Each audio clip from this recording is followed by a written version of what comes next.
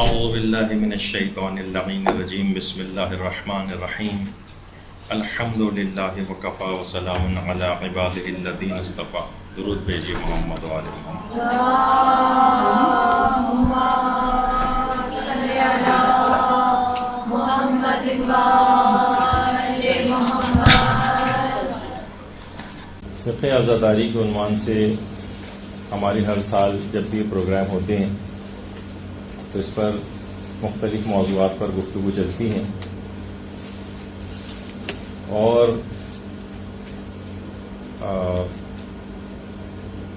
اس موضوع پہ جو ابھی آپ کے سامنے ہے اس پہ آج ہماری کچھ گفتگو ہوگی. البتہ دیکھیے کہ ایک بات شروع میں بتا دینا ضروری ہے کہ ماشاءاللہ آپ لوگ یہ تمام چیزیں یہاں پر سیکھنے کے لیے تشریف لائی ہیں. دیکھیے ہر چیز کو کرنے کا ایک خاص طریقہ کار ہوتا ہے اور ایک خاص علم ہوتا ہے.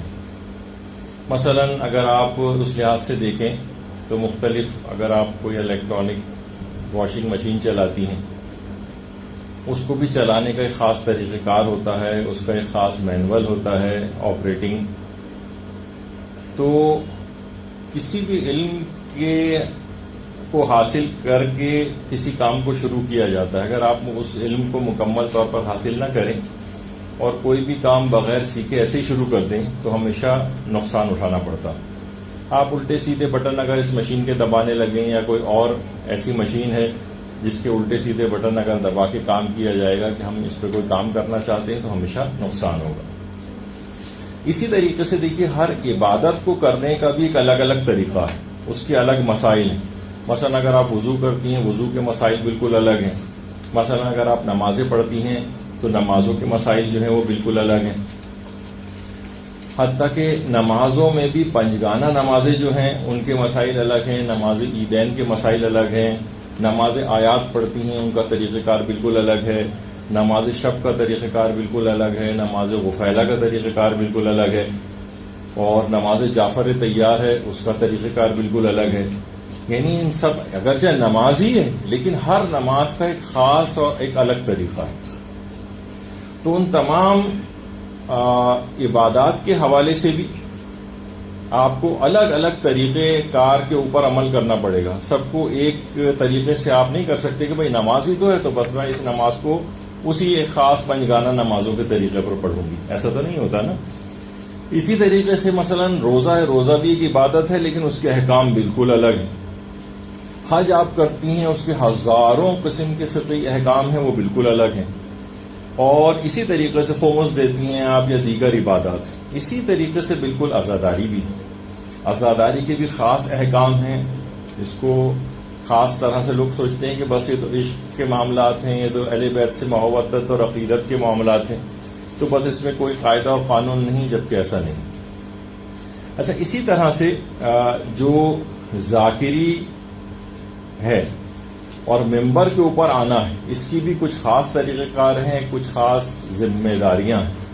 باقاعدہ آیت اللہ فاضل لنکرانی نے ممبر پر جانے والوں کی جو ذمہ داریاں بیان کی ہیں اس میں پہلی چیز یہی ہے کہ وہ احکام حلال و حرام جو ہے اس کو بیان کرتے ہیں.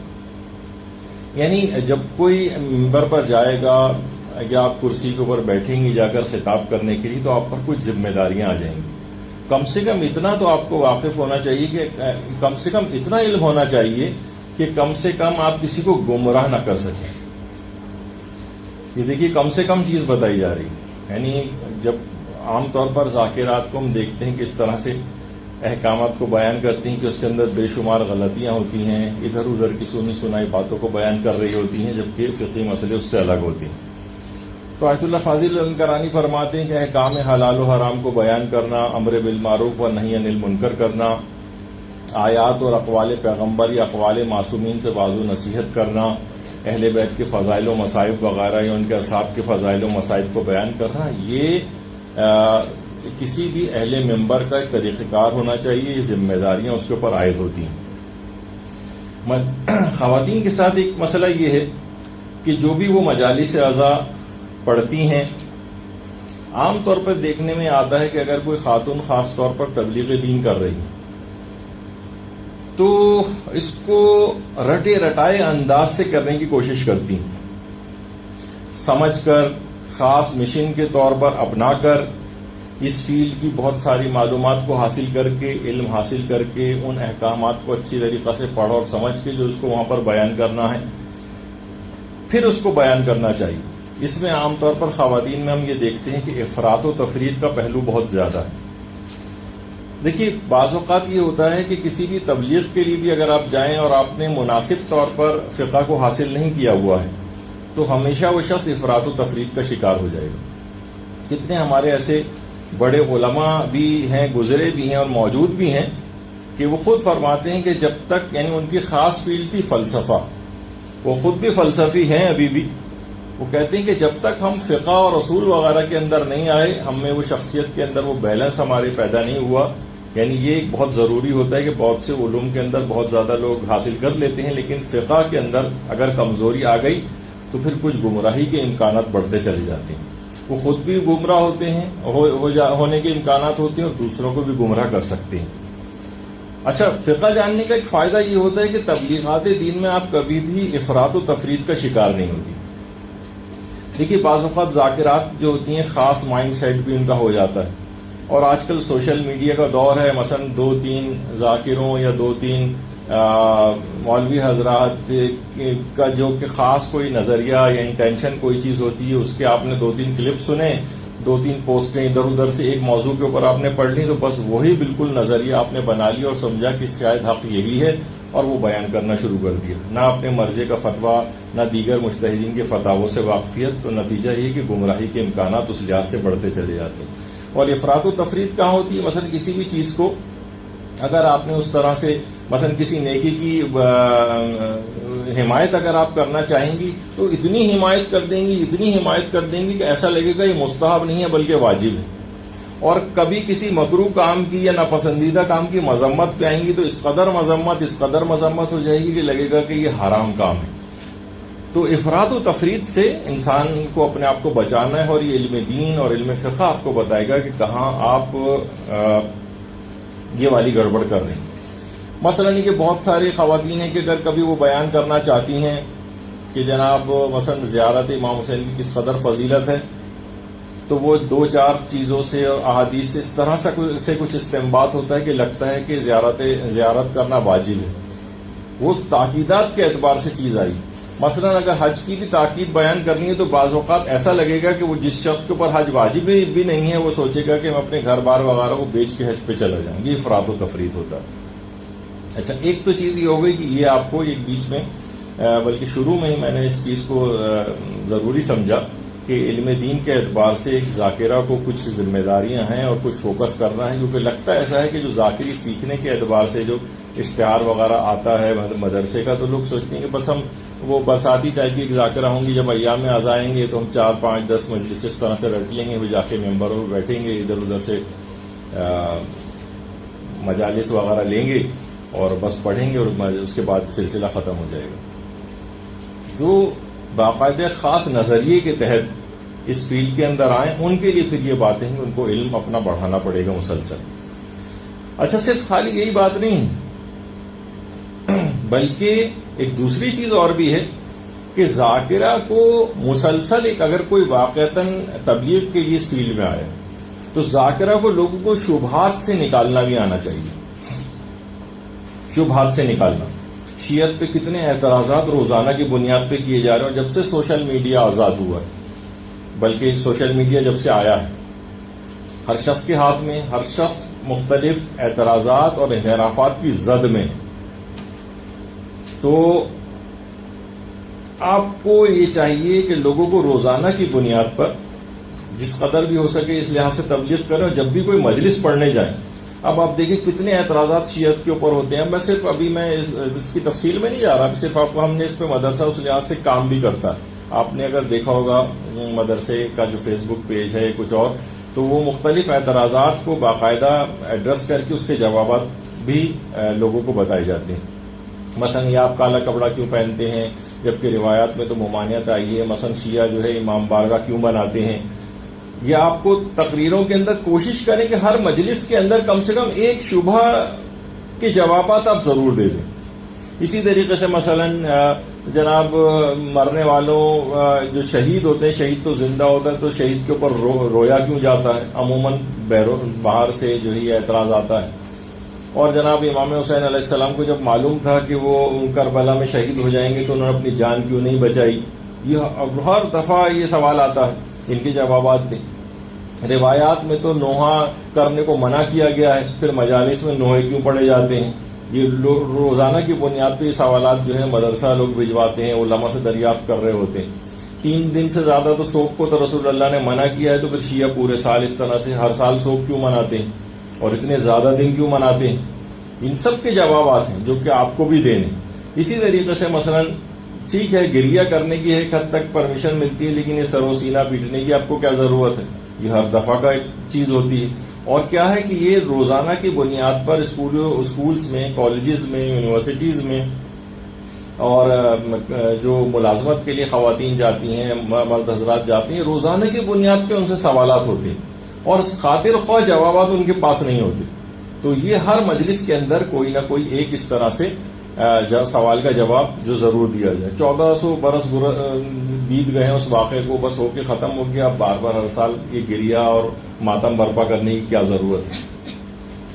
تو یہ سب چیزیں دیکھیے اس طرح سے ہیں کہ، اور خالی صرف یہیں تک نہیں بلکہ آپ شبیہیں کیوں نکالتے ہیں، یہ ذوالجناح کیوں نکالتے ہیں، یہ جلوس کیوں نکالتے ہیں، اور یہ روڈوں پر جو اس لحاظ سے کیوں آتے ہیں، اور یہ تو بہت اسراف بھی ہے اپنے لوگوں کے اعتبار سے، غیر لوگوں کے اعتبار سے، ہر طرح سے یہ چیزیں آپ کو سامنے آتی ہیں.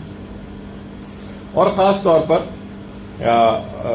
اگر جو معروف کوئی ذاکرہ ہوں جو بہت زیادہ اس لحاظ سے مجالس وغیرہ جو ہے وہ پڑھتی ہوں، تو انہوں نے تو خاص طور پہ یہ چیز دیکھی ہوگی کہ اگر کسی کو مثلا 3 اشرے 4 اشرے بھی پڑھنے پڑ رہے ہیں اور مصروف ذاکرہ ہیں تو 30-40 مجلسیں ان کے پاس ہیں.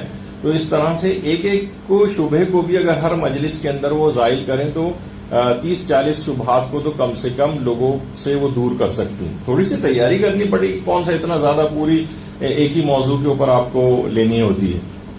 مختلف موضوعات ہوتے ہیں ایک مجلس میں، ایک شبہ کے ازالے کا بھی ایک موضوع 5-7 منٹ کا آپ کی تقریر کے اندر ہونا چاہیے.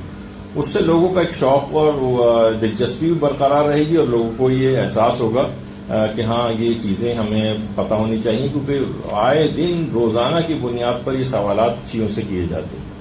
اسی کے اندر یہ والا بھی سوال پوچھا جاتا ہے کہ آپ لوگ سیاہ لباس کیوں پہنتے ہیں. اچھا، یہ بیرونی طور پر جو ایک سوالات اٹھائے جاتے ہیں جو شیعت کے اندر سے اتنے نہیں ہیں، بلکہ دوسرے لوگ پوچھتے ہیں کہ بھائی روایات کے اندر تو ابھی جیسے آگے چل کر آئے گا کہ سیاہ لباس کو تو اہل جہنم کا لباس قرار دیا گیا ہے، سیاہ لباس کو بعض روایات کے اندر فرعون کا لباس قرار دیا گیا ہے.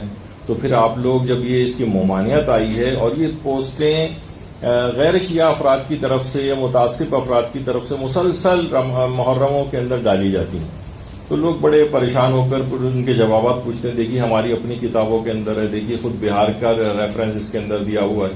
تو ایک تو اس لحاظ سے آپ کو ایک شبہ کا ازالہ اس میں ہو جائے، کچھ اس کے فقہی احکام بھی ہم بیان کریں گے، ان اعتراضات کے جوابات بھی اس کے اندر آئیں گے جو بھی تفصیل آگے آنے والی ہے.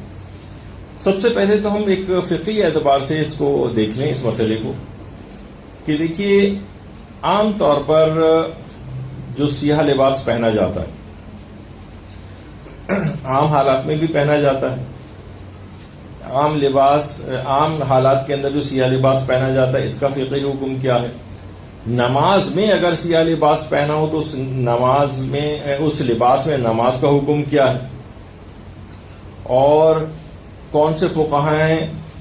کچھ فقہا ایسے ہیں جو کہتے ہیں کہ مکروہ ہے عام حالات میں سیاہ لباس. کچھ فقہا، سب نہیں، ابھی میں ان کے نام بھی بتاتا ہوں، سوائے چند ایک چیزیں ایسی ہیں کہ جو فقہا فرماتے ہیں کہ جو کہ وہ فقہا کہ جو کہ کہتے ہیں کہ سیاہ لباس عام حالات میں مکروہ، وہ کہتے ہیں کہ 3-4 چیزیں اس سے مستثنا ہیں، یعنی مکروہ نہیں. وہ ہے، ایک ہے عالم کا کالا امامہ اور کالی ابا، یا جس کو آپ چادر بھی کہہ سکتے ہیں، اور اس کے علاوہ کالے موزے. کالے موزے کا بھی استثناء ہے. یعنی وہ علماء کے جو کہ یہ بات کہتے ہیں کہ کالا لباس مکروہ ہے. آج کل تو ایسے افراد، ایسے علماء کی تعداد بہت کم ہے، لیکن وہ کہتے ہیں پھر بھی اگر مکروہ بھی بالفرض ہو تو عالم کا جو کالا امامہ ہے، کالی عبا ہے یا کالے موزے ہیں، یہ مکروہ نہیں. اچھا، اسی کے اندر آ جاتا ہے عورتوں کی کالی چادر، یہ بھی مکروہ نہیں. اچھا، البتہ سب سے پہلے رہبر معظم آیت اللہ خامنئی کا مسئلہ بتا دیا جائے. وہ یہ فرماتے ہیں کہ ان سے سوال جو ہے وہ پوچھا گیا کہ کیا غم امام حسین علیہ السلام میں، درود بھیجیے محمد علیہ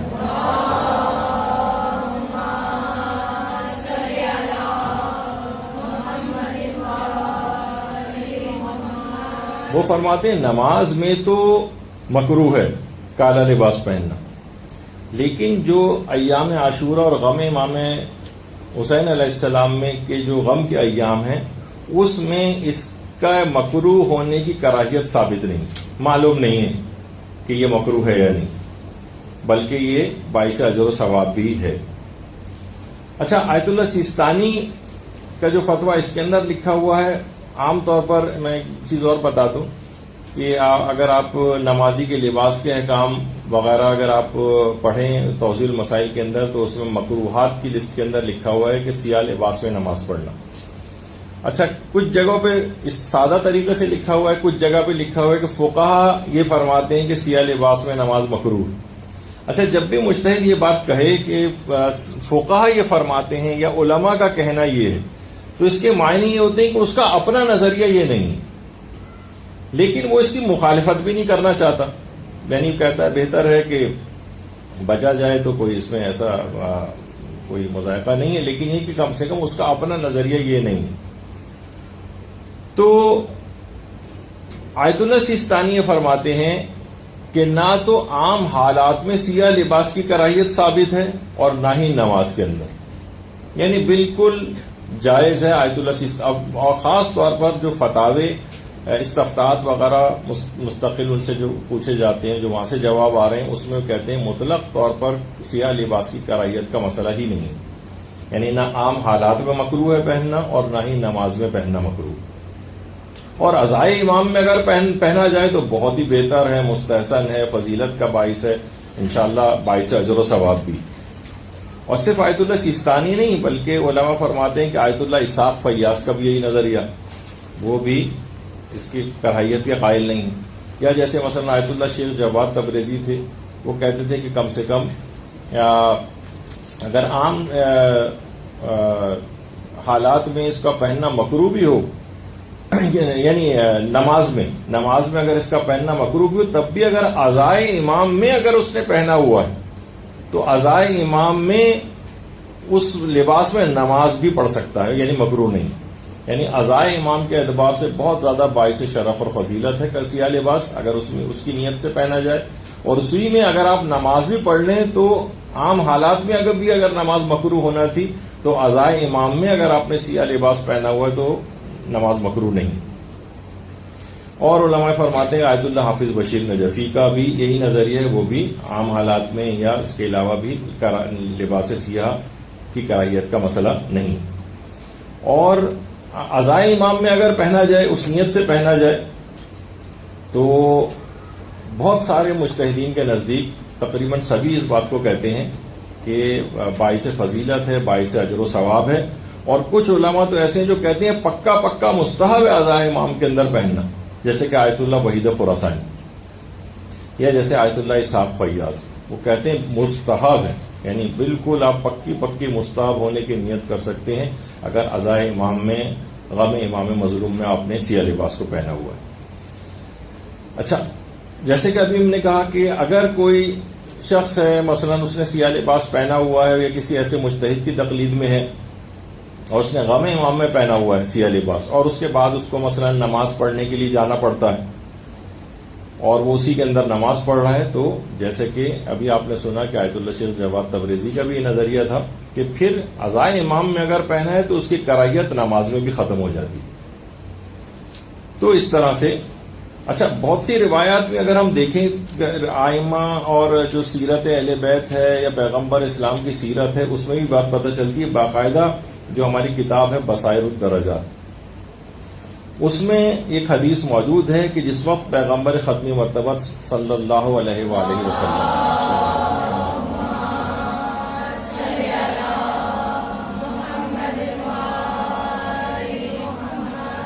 جس وقت ان کی رحلت ہوئی ہے یا ان کی شہادت ہوئی ہے پیغمبر اسلام کی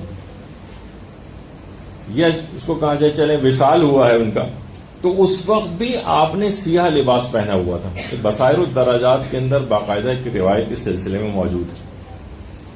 علماء نے باقاعدہ اس بات پہ ڈسکس بھی کیا ہے کہ اس کی کیا وجہ ہو سکتی کہ پیغمبر اسلام نے اپنے انتقال کے وقت یا اپنی شہادت کے وقت کیوں لباس سیاہ کو پہنا تھا. تو فرماتے ہیں کچھ احتمالات ہیں کہ غالباً ان کی رحلت کے بعد ہی ان کی بیٹی حضرت فاطمہ الزہرا سلام اللہ علیہ کے اوپر جو مظالم ہونا تھا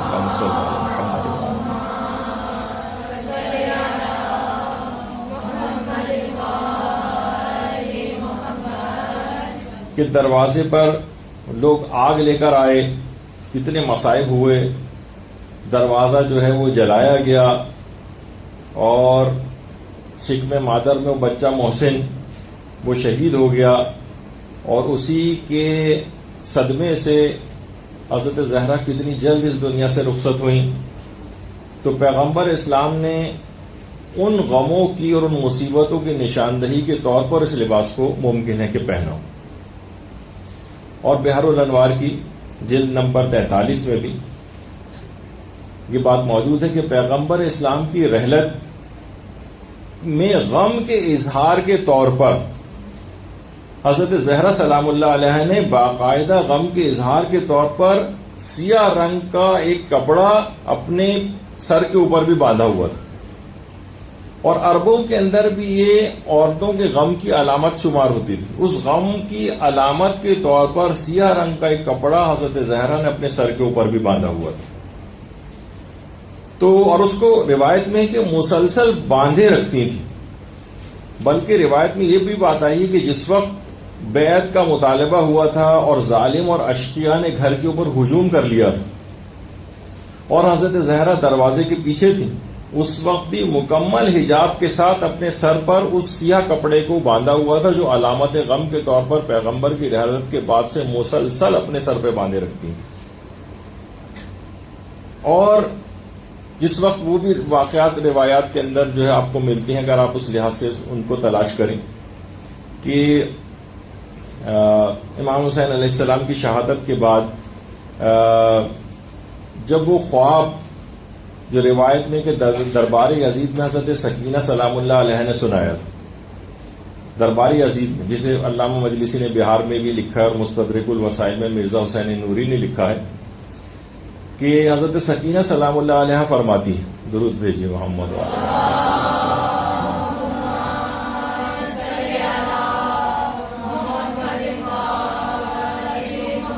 کہ کل رات کو میں نے ایک خواب دیکھا تھا کہ جنت کے خدام مجھے جنت کی طرف لے کر جا رہے ہیں, اور ان محلات میں سے 5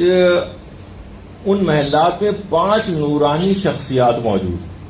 یہ خواب حضرت سکینہ سنا رہے ہیں, اور ان میں ان 5 نورانی شخصیات میں سے ایک شخصیت کا نور سب سے زیادہ تھا. ان کے بال پریشان تھے اور انہوں نے سیاہ لباس پہنا ہوا تھا, اور ہاتھوں میں خون آلود کرتا تھا, وہ وہاں پر موجود تھی. اور پھر حضرت سکینہ سلام اللہ علیہ فرماتی ہیں کہ وہ ہماری جدہ فاطمہ الزہرا سلام اللہ علیہ تھی.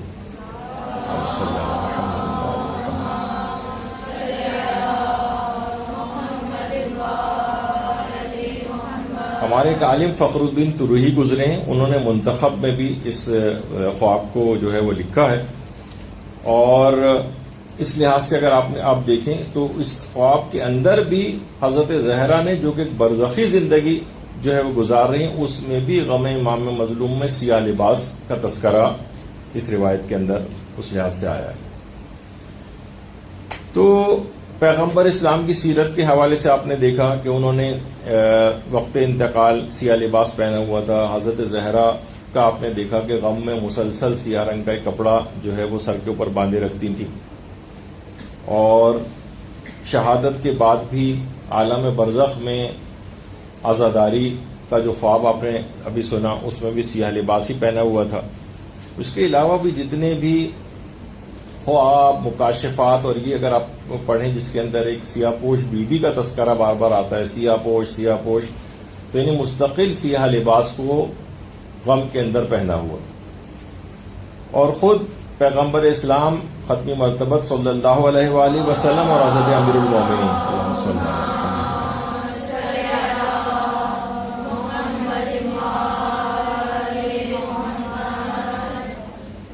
روایات میں ملتا ہے کہ یہ سیاہ امامہ پہنتے تھے. روایت کے اندر یہ بات آئی ہے کہ سیاہ امامہ پیغمبر بھی اور حضرت امیر المومنین بھی پہنتے تھے. اور جس وقت فتح مکہ ہوئی تو پیغمبر اسلام سیاہ امامہ پہن کر مکے میں داخل ہوئے امامے کے لحاظ سے. اور روایات میں یہ بات بھی آئی ہے کہ حضرت امیر المومنین علیہ الصلوۃ والسلام جس وقت بصرے میں قیام کیا ہوا تھا تو مستقل حضرت امیر سیاہ امامہ بصرے میں پہنا کرتے تھے, سیاہ امامہ. اور خود ہمارے امام حسن علیہ السلام اور امام سجاد علیہ الصلوۃ والسلام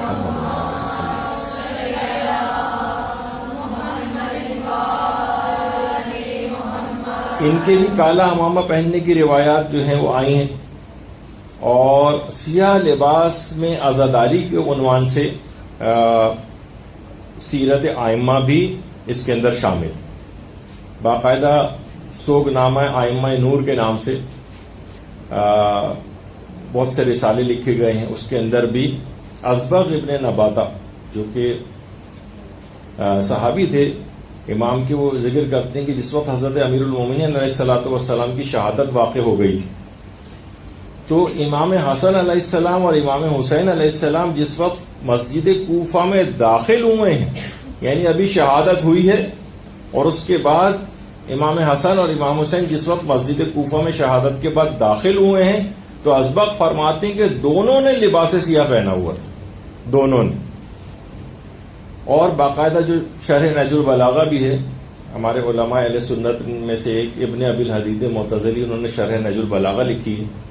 اس میں باقاعدہ عبداللہ ابن عباس کی ایک روایت بھی انہوں نے نقل کی ہے کہ جس وقت شہادت امیر المومنین ہو گئی تھی تو امام حسن علیہ السلام جس وقت گھر سے باہر آئے ہیں, آج بھی عراق کے اندر آپ جائیں جو امیر المومنین کا جو کوفہ میں جو گھر تھا, تو جس وقت امام حسن گھر سے باہر نکلے تو اس وقت بھی امام حسن نے سیاہ لباس پہنا ہوا تھا, اور باقاعدہ پھر اس کے بعد ایک خطبہ بھی ارشاد فرمایا تھا. تو اصول کافی میں بھی ہے اور دائم الاسلام جو ہماری کتاب ہے اس میں بھی ہے کہ امام سجاد علیہ السلام سیاہ عبا جو ہے وہ پہن کر رکھتے تھے. سیاہ عبا کا رنگ بھی سیاہ ہوتا تھا اور قبا کا رنگ بھی سیاہ ہوتا تھا جو عبا کے اندر پہنی جاتی. اور ہمیشہ اس کے بعد دیکھا گیا امام کو واقع کربلا کے بعد کہ گریبان چاک رہتا تھا. تو اور صرف یہی نہیں کہ ائمہ کے اپنے ادوار میں یا امام حسین کی شہادت کے بعد ہی ایسا ہونا شروع ہوا, بلکہ خود پیغمبر اسلام کے اپنے دور میں جب بھی ایام غم ہوتے تھے تو مسلمان عورتوں میں سیاہ لباس کا پہننا اس زمانے سے ہی شمار ہوتا تھا. دیکھیے سب باتیں کیوں بیان کرنا پڑ رہی ہیں, کیونکہ یہ انحرافات کا دور شروع ہو گیا, یہ سوشل میڈیا پہ بہکانے کا دور شروع ہو گیا. یہ آپ پر مسلسل اعتراضات اور لوگ جو ہیں جب ان اعتراضات کے جوابات نہیں دے پاتے ہیں تو پھر وہ مشکوک ہونے لگتے ہیں, وہ اپنے آپ کو مغلوب خیال کرنے لگتے ہیں. دوسرے کو تو کوئی جواب نہیں دینا ہوتا, وہ آپ کو ہر وقت کٹہرے میں کھڑے دیکھنا چاہتے ہیں, اور جب آپ کٹہرے میں کھڑے ہو کے سوالات کے جوابات نہیں دیں گے تو گویا ایک لحاظ سے مجرم کے طور پر آپ اپنے آپ کو فیل کرنے لگتے ہیں کہ میرے پاس ان کے جوابات نہیں. اس وجہ سے ان تمام اسلحے سے آپ کو دلائل کے اسلحے سے لیس ہونا چاہیے. تو باقاعدہ سیرت ہشام میں بھی یہ بات آئی ہے کہ جس وقت جنگ احد واقع ہوئی تھی, جنگ احد. آج بھی مدینے میں میدان احد ہے، لوگ اس کی زیارت کو جاتے ہیں وہاں پر. تو جنگ احد میں 70 مسلمان شہید ہوئے تھے. اچھا، میدان احد ہے اور وہیں پر ہی شہداء جو وہاں پر شہید ہو گئے تھے ان کو وہیں میدان احد ہی میں دفن کیا گیا تھا. اور حضرت حمزہ پیغمبر اسلام کے چچا وہ بھی وہیں پر دفن ہیں، مصعب ابن عمیر، اور اس طرح سے دیگر جو اصحاب ہیں وہ بھی وہاں پر دفن ہیں. اور جو شہداء احد ہیں، یہ گڑھا سا جو آپ کو ایک نظر آ رہا ہے، اس میں 70 شہداء احد کے جو ہے وہ دفن ہے. یہاں پر باقاعدہ کبھی مزار بنا ہوا ہوتا تھا جس کو جنت البقیع کے انہدام کے ساتھ ساتھ یہ میدان احد کے جو مزارات ہیں یہ بھی منہدم کر دیے گئے. اب یہ گڑھا سا ایک آپ کو نظر آ رہا ہے، یہ شہداء احد یہاں پر دفن. اور اسی طریقے سے حضرت حمزہ کی قبر وہاں پر. تو اچھا، کچھ تو شہید ہو گئے تھے انہیں یہیں دفن کر دیا گیا. کچھ شہداء احد ایسے تھے کہ جو کہ زخمی ہو گئے تھے. زخمی ہونے کے بعد جب ان کو مدینے لایا گیا تو مدینے میں آنے کے بعد ان کی شہادت ہوئی. تو اس کے بعد ان جو زخمی ہو گئے تھے اور بعد میں شہید ہوئے ان کو جنت البقیع میں دفن کیا گیا. اس کا بھی ایک خاص جگہ یہ وہاں پر ایک نشان موجود ہے کہ جہاں پر زخمی شہداء احد. تو جس وقت یہ جنگ احد واقع ہوئی اور اس کے اندر اتنے زیادہ افراد جو ہے وہ شہید ہوئے ہیں، تو مسلمان عورتوں نے، جن کے اندر حضرت ام المومنین ام سلمہ بھی شامل تھی پیغمبر اسلام کی زوجہ، وہ باقاعدہ سیاہ لباس پہن کر اس عزاداری میں شریک ہوئی. ان کے عزاداری میں ان کے غم کے طور پر حضرت ام المومنین ام سلمہ نے بھی سیاہ لباس پہنا تھا اور مدینے کی عورتوں نے بھی سیاہ لباس پہنے تھے. یعنی اب پیغمبر اسلام کے اپنے دور میں پیغمبر اسلام حیات تھے، اس وقت موجود تھے، ان کے سامنے ان سب کا سیاہ لباس پہننا اور پیغمبر کا ان کو منع نہ کرنا، اس بات کی دلیل ہے. آگے چل کر بھی بات آئے گی کہ قول معصوم سے بھی کوئی چیز ثابت ہوتی ہے، فعل معصوم سے بھی ثابت ہوتی ہے اور تقریر معصوم سے بھی ثابت ہوتی ہے. تو سیاہ لباس کی مشروعیت جو ہے ان تینوں چیزوں سے ثابت ہوتی ہے. یعنی الفاظ کے ذریعے بھی ثابت ہے اور معصومین کے اپنے افعال کے ذریعے بھی ثابت ہے، اور جس کا بھی آگے چل کر تذکرہ آئے گا. اور تقریر معصوم یعنی سامنے کوئی عمل ہوا اور انہوں نے روکا نہیں، اس سے بھی ثابت ہوتی. تو بہرحال حضرت ام سلمہ اور دیگر جو مدینے کی خواتین تھیں انہوں نے بھی وہاں پر سیاہ لباس اس لحاظ سے پہنا تھا، تو ان کی بھی ایک سیرت ہوئی. اور حضرت ام سلمہ کی سیرت کا ایک پہلو اس وقت بھی ہے کہ جس وقت شہادت امام حسین کی خبر ملی تھی. آپ کو معلوم ہے نا کہ حضرت ام سلمہ سب سے آخری زوجہ ہیں، یعنی جنہوں نے سب سے آخر میں وفات پائی. تقریباً 89 سال کی جو ہے عمر کے اندر ان کی وفات ہوئی ہے. اور امام حسین کی شہادت جب خبر ملی تھی ان کو امام حسین کے شہید ہونے کی ام سلمہ، تو انہوں نے مسجد نبوی میں مسجد نبوی کا جو قبہ تھا اس پر ایک سیاہ کپڑا لپیٹ دیا تھا روایت میں، اور خود بھی اسی وقت سیاہ لباس پہن لیا تھا. تو کیونکہ ہم سیاہ لباس کے اعتبار سے گفتگو کر رہے ہیں تو اس کے اندر سے یعنی حضرت ام سلمہ کا مستقل یہ طریقہ رہا. تو بہرحال حضرت ام سلمہ کی سیاہ لباس میں عزاداری، اس سے بھی یہ چیز ثابت ہوتی ہے. پیغمبر اسلام کی زوجہ جو پیغمبر اسلام کو دیکھے ہوئی تھی اور ان کے طور و طریقوں سے واقف تھیں، ان احکامات سے واقف تھیں، اور خود پیغمبر اسلام کی اپنی زندگی میں حضرت حمزہ کی شہادت کے وقت بھی انہوں نے سیاہ لباس پہنا ہوا تھا، تو اس سے اس کی مشروعیت بھی ثابت ہوتی. اور اس کے علاوہ اچھا، حضرت ام سلمہ جو ہے زیادہ تر ہمارے علماء کا یہ بھی کہنا ہے کہ حضرت ام سلمہ جو ہیں وہ قبرستان بقیع میں جو دیگر ازواج رسول کی قبور ہیں انہی میں ام سلمہ کی قبر بھی، اور کچھ قبرستان باب الصغیر میں قرار دیتے ہیں، لیکن جو شام میں ہے. لیکن یہ کہ بہرحال ہمارے اکثر علماء کا کہنا ہے کہ وہیں جنت البقیع میں دفن. تو اس سے یہ پتہ چلا اور جس وقت ابھی جیسے تذکرہ ہوا تھا کہ جس وقت شہادت امیر المومنین ہوئی تھی تو امام حسن اور امام حسین مسجد کوفہ میں جب گھر سے باہر آئے تھے تو دونوں نے لباس سیاہ پہنے ہوئے تھے. اچھا دیکھیے، لباس سیاہ اس کا مطلب ہے یعنی ابھی یہ تو نہیں کہ ان کو اطلاع ملی اور اس کے بعد، یعنی میں اپنے لحاظ سے کہہ رہا ہوں اگرچہ توہین آمیز بات نہ ہو جائے کہ اس کے بعد انہوں نے سلنے دیے، اور نہیں، پہلے سے سلے ہوئے ان کے پاس رکھے ہوئے تھے لباس سیاہ، جب بھی اسی وقت وہ لباس سیاہ پہن کر آئے باہر. اور بہار میں بھی ہے، وسائل الشیعہ وغیرہ میں بھی ہے کہ حضرت امام زین العابدین علیہ الصلوۃ والسلام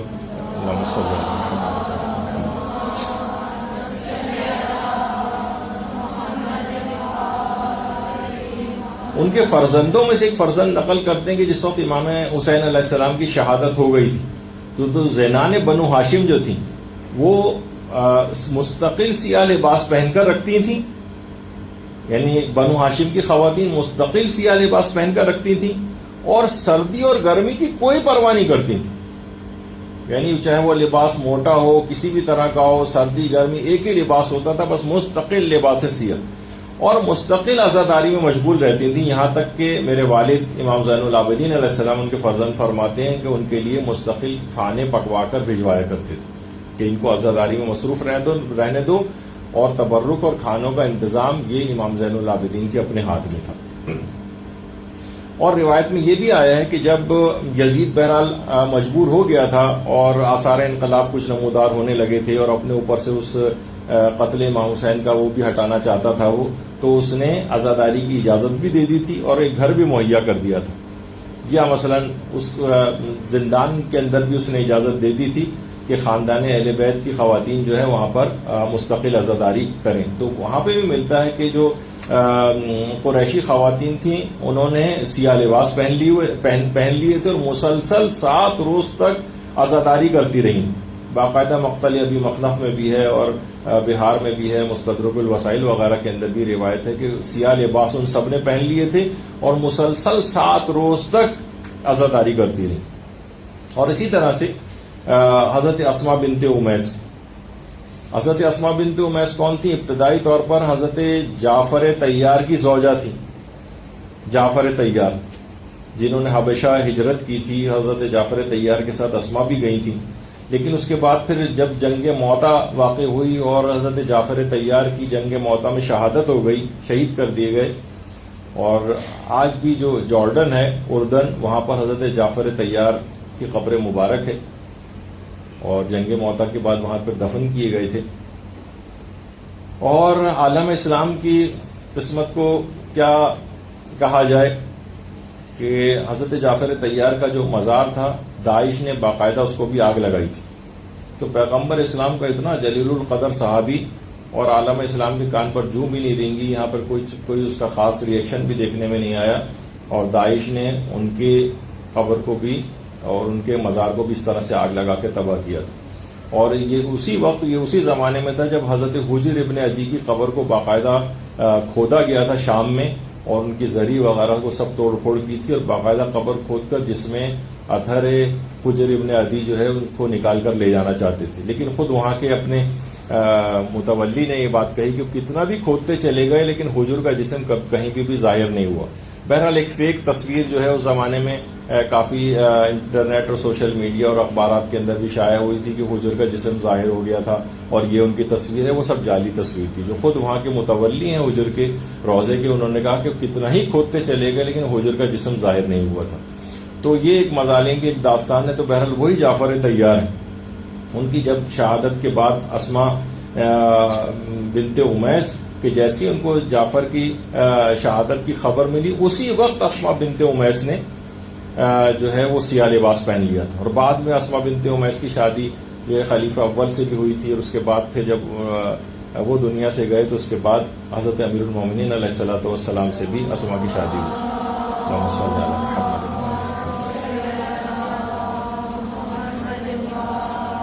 اگر سے یہ بات اتنی ثابت نہیں کہ اسماء اس وقت بھی موجود تھی کہ جس وقت امیر المومنین کی حضرت زہرا سے شادی ہوئی تھی، لیکن بہت زیادہ یہ بات اتنی اس لحاظ سے ثابت نہیں ہے. اور حضرت زہرا کے البتہ غسل کے میں اور کفن پہناتے وقت بھی ان کی موجودگی روایات کے اندر وہاں پر ملتی. تو بہرحال اس لحاظ سے اسماء کتنی شریعت کے احکامات سے واقف تھیں، اور جیسے ہی حضرت جعفر طیار کی جنگ موتا میں شہادت کی خبر ملی ہے، اسماء نے اسی وقت لباس سیاہ پہن لیا تھا. تو اس سے یہ پتہ چلتا ہے کہ یہ ایسا ایک حکم ہے کہ خاندان اہل بیت میں بھی اور زنان بنو ہاشم ان سب کو بھی حکم اس زمانے سے ہی پتا تھا کہ عزا اور غم کے ایام میں جو ہے لباس سیاہ کو پہننا یہ مشروع ہے، یہ جائز ہے، یہ شرعی طور پر ممنوع نہیں. اور اس لحاظ سے انہوں نے سالہ سال جبکہ حضرت امیر کے حضرت زہرا کے گھر میں بھی اسمانے گزارے تھے.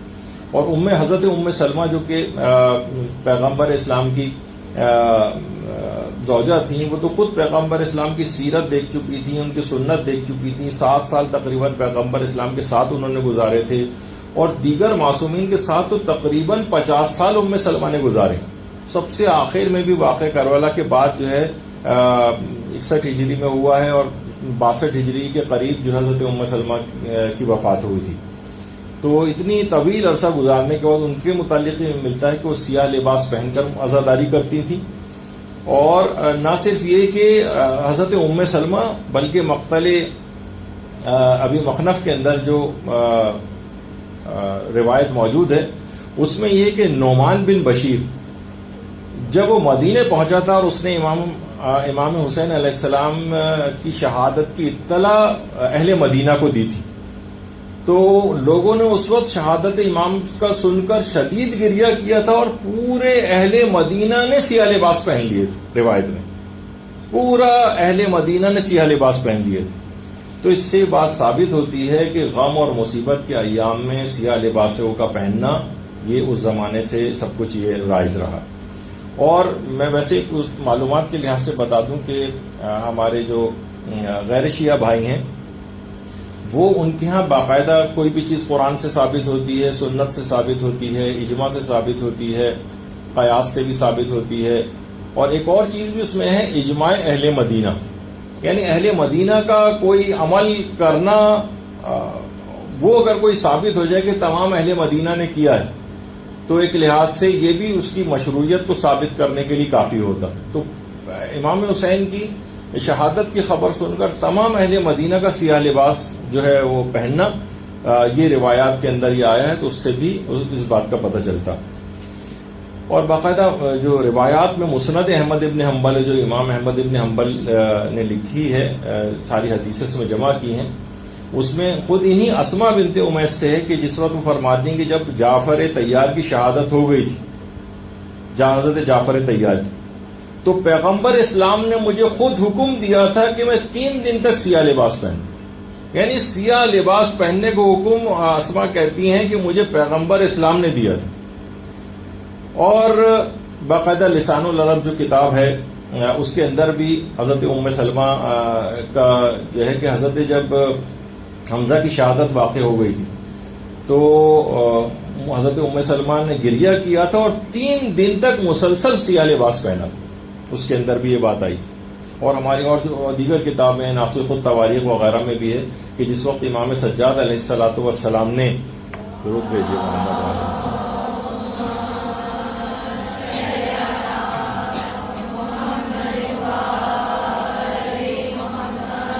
جس وقت جامع اچھا حضرت ابھی ان کا تذکرہ ہوا تھا حضرت حمزہ کا، تو یہ ایک تصویر دیکھی اس وقت حضرت حمزہ کی کہاں قبر آپ نے ابھی دیکھی جو اس پہ کچھ نہیں، اور اس سے پہلے اسی قبر کے اوپر پورا ایک گنبد اور ایک مزار بھی بنا ہوا تھا جس کو بقی کے انہدام کے بعد یہاں پر ان کے مزارات کو بٹھایا گیا تھا. تو بہرحال یہ بھی کبھی دور ہوا کرتا تھا، پروردگار وہ دور واپس آئے کہ شان و شوکت کے ساتھ ان کے مزارات دوبارہ یہاں پر تعمیر. تو ناسخ التواریخ میں کہ چوتھے امام نے جب جامع مسجد دمشق جو کہ آپ کوئی بھی شام گیا ہو زیارات پہ تو وہ بازار سے گزر کر اس کے بعد جو جامع مسجد دمشق شروع ہوتی ہے، اصل میں یہ جو ہے جامع مسجد دمشق یہ یہاں پر یہ جس کو جامع مسجد اموی بھی کہا جاتا ہے، یہ اصلاً دربار یزید تھا. یعنی یزید اسی مسجد کے اندر اپنا ایک دربار لگاتا تھا. تو یہاں پر ہی چوتھے امام نے خطبہ بھی ارشاد فرمایا تھا. امام نے اس وقت ایک بوسیدہ لباس عزاداری پہنا ہوا تھا. تو منحال نام کا ایک شخص امام کے اس خطبے کو سن کر جو ہے نا بیچ میں کھڑا ہو گیا اور کہنے لگا کہ آپ خود کو فرزند رسول کہتے ہیں، یہ آپ نے اپنی کیا حالت بنائی ہوئی؟ یعنی اتنا سیاہ رنگ کا ایک بوسیدہ سا آپ نے جو ہے لباس پہنا ہوا ہے اور آپ اپنے آپ کو فرزند رسول کہتے ہیں. تو امام نے جملے اس وقت ارشاد فرمائے تھے کہ ایسا حال میرا کیوں نہ ہو کہ جس کا باپ پیاسا قتل کر دیا گیا ہو اور جس کے اہل خانہ قیدی بنا لیے گئے ہوں، اس کا تو ایسا ہی حال ہونا چاہیے. اور اس لیے میں نے اور میرے اہل خانہ نے یہ اس لباس عزاداری کو پہن لیا. اب ہم ویسے بھی نئے لباس بنا کر کیا کریں؟ تو اس وقت بھی امام نے باقاعدہ وہ بوسیدہ سا وہ لباس وہاں پر پہنا ہوا تھا، لباس عزاداری، سیاہ رنگ کا لباس. تو بہرحال یہ عزا کے اندر اس طرح سے پہننا یہ چوتھے امام کی سیرت کے اندر بھی ہے، اور باقاعدہ مقتل ابی مخنف اور ناسخ التواریخ وغیرہ کے اندر بھی یہ چیز آئی. اور حضرت ام سلمہ کا تو عمل متعدد مقامات پر جو شہادتیں ہوئی ہیں، حضرت حمزہ کی شہادت ہوئی ہے اور جیسے کہ امام حسین کی شہادت ہوئی ہے، اس میں مستقل ان کا اس میں عمل ثابت ہے. باقاعدہ عیون الاخبار و فنون آثار کے نام سے جو کتاب ہے، اس میں بھی حضرت ام سلمہ نے امام حسین کی شہادت پر سیاہ لباس پہنا تھا، اور بلکہ مسجد نبوی میں کالے رنگ کا ایک خیمہ لگا کر اس کے اندر آ کر بیٹھی. مسجد نبوی میں نہ صرف کہ لباس سیاہ پہنا تھا ام سلمہ نے، بلکہ سیاہ رنگ کا ایک خیمہ نصب کیا تھا اور اس میں آ کر عزا میں بیٹھی. اور مستدرک علی الصحیحین جو حاکم نیشابوری کی کتاب ہے، اس میں بھی امام حسن علیہ السلام نے باقاعدہ اس میں شہادت امام حسن پر زنان بنو ہاشم نے 1 سال تک سیاہ لباس پہن کر عزاداری کی. امام حسن کی شہادت پر 1 سال تک زنان بنو ہاشم نے سیاہ لباس پہنا، 1 سال، اور 1 سال تک کوئی بھی زینت نہیں کی تھی. عموماً خواتین کے لیے زینت کرنا حجاب کے اندر اپنے محرم لوگوں کے سامنے یہ ایک بہتر چیز جو ہے وہ قرار دی گئی. تو ہر قسم کی زینت کو بھی 1 سال تک امام حسن کی شہادت پر زنان بنو ہاشم نے جو ہے وہ ترک کیا تھا، اور مسلسل 1 سال تک سیاہ لباس پہنا تھا. اچھا دیکھیے، خالی صرف سیاہ لباس غم کے ایام میں پہننا ہے کوئی مسلمانوں کا طریقہ کار بھی نہیں رہا، یہ ایک یونیورسل ایک طریقہ کار ہے. اور آج بھی کفار کی جو بھی آپ ان کی جو تجہیز و تکفین وغیرہ ہوتی ہے، آپ دیکھیں وہ عیسائی وغیرہ کی، تو وہ سارے کے سارے لوگ سیاہ لباس پہنتے ہیں. آج بھی جو ان کی اموات وغیرہ جو ہوتی ہیں، اس میں جتنے حاضرین ہیں، جتنی تصویر آپ کے سامنے، سب سیاہ لباس پہنے ہیں. آج بھی ان کی یہ اس کے اندر شامل ہے. اچھا، اسلامی جو احکام ہے، خاص طور پر کچھ اسلامی احکام ایسے ہیں جس میں لباس کا، سیاہ لباس کا ایک خاص جو ہے وہ بھی آیا ہے. مثلا جس وقت کسی عورت کا شوہر کا انتقال ہو جاتا ہے، وہ بیوہ ہو جاتی ہے، تو کچھ چیزیں اس کے اوپر واجب ہوتی ہیں. عام طور پر ہمارے ہاں ویسے جو مشہور ہے، کچھ دیکھیے وہی ہے، بہت ساری چیزیں کہ جو صحیح فقہی مسئلے کے طور پر مشہور نہیں ہوتی. مثلا ایک یہ ہے کہ ایک عورت گھر سے باہر نہیں نکل سکتی عدہ وفات میں. عدہ وفات کتنا ہے؟ 4 مہینے 10 دن. اچھا، جو عدہ طلاق رجی ہوتا ہے، اس میں عورت گھر سے باہر شوہر کی اجازت کے بغیر نہیں نکل سکتی، کیونکہ ابھی طلاق رجی کی حالت میں ہو سکتا ہے کہ شوہر رجوع کر لے، اس کی اجازت درکار ہوتی.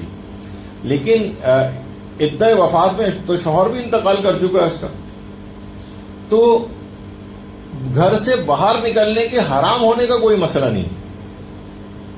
ہاں، بلا ضرورت بس ایسے ہی جو ہے وہ اتنا مناسب تو نہیں کہنا کہ بس ویسی تفریح کے لیے جو ہے وہ ویسی باہر نکل جائے بلا ضرورت. اور خاص طور پہ اگر وہ رات کا وقت ہو تو اس میں جو ہے وہ کراہیت اور بڑھ جاتی ہے. لیکن کوئی بھی ضرورت ہو، اگر ہر ضرورت کے لیے عورت جو ہے گھر سے باہر نکل سکتی. عرفی ضرورت ہو، مثلا کوئی دوا خریدنی ہے، کوئی ضروری گروسریز اس کو خریدنے کے لیے جانا ہے، کوئی بھی ضرورت کی چیز اس میں وہ گھر سے باہر جا سکتی ہے. ہاں، ایک چیز یہ ہے کہ کیا چیزیں، 2 چیزیں، ایک تو 4 مہینے 10 دن تک دوسری شادی نہیں کر سکتی، یہ اس کا.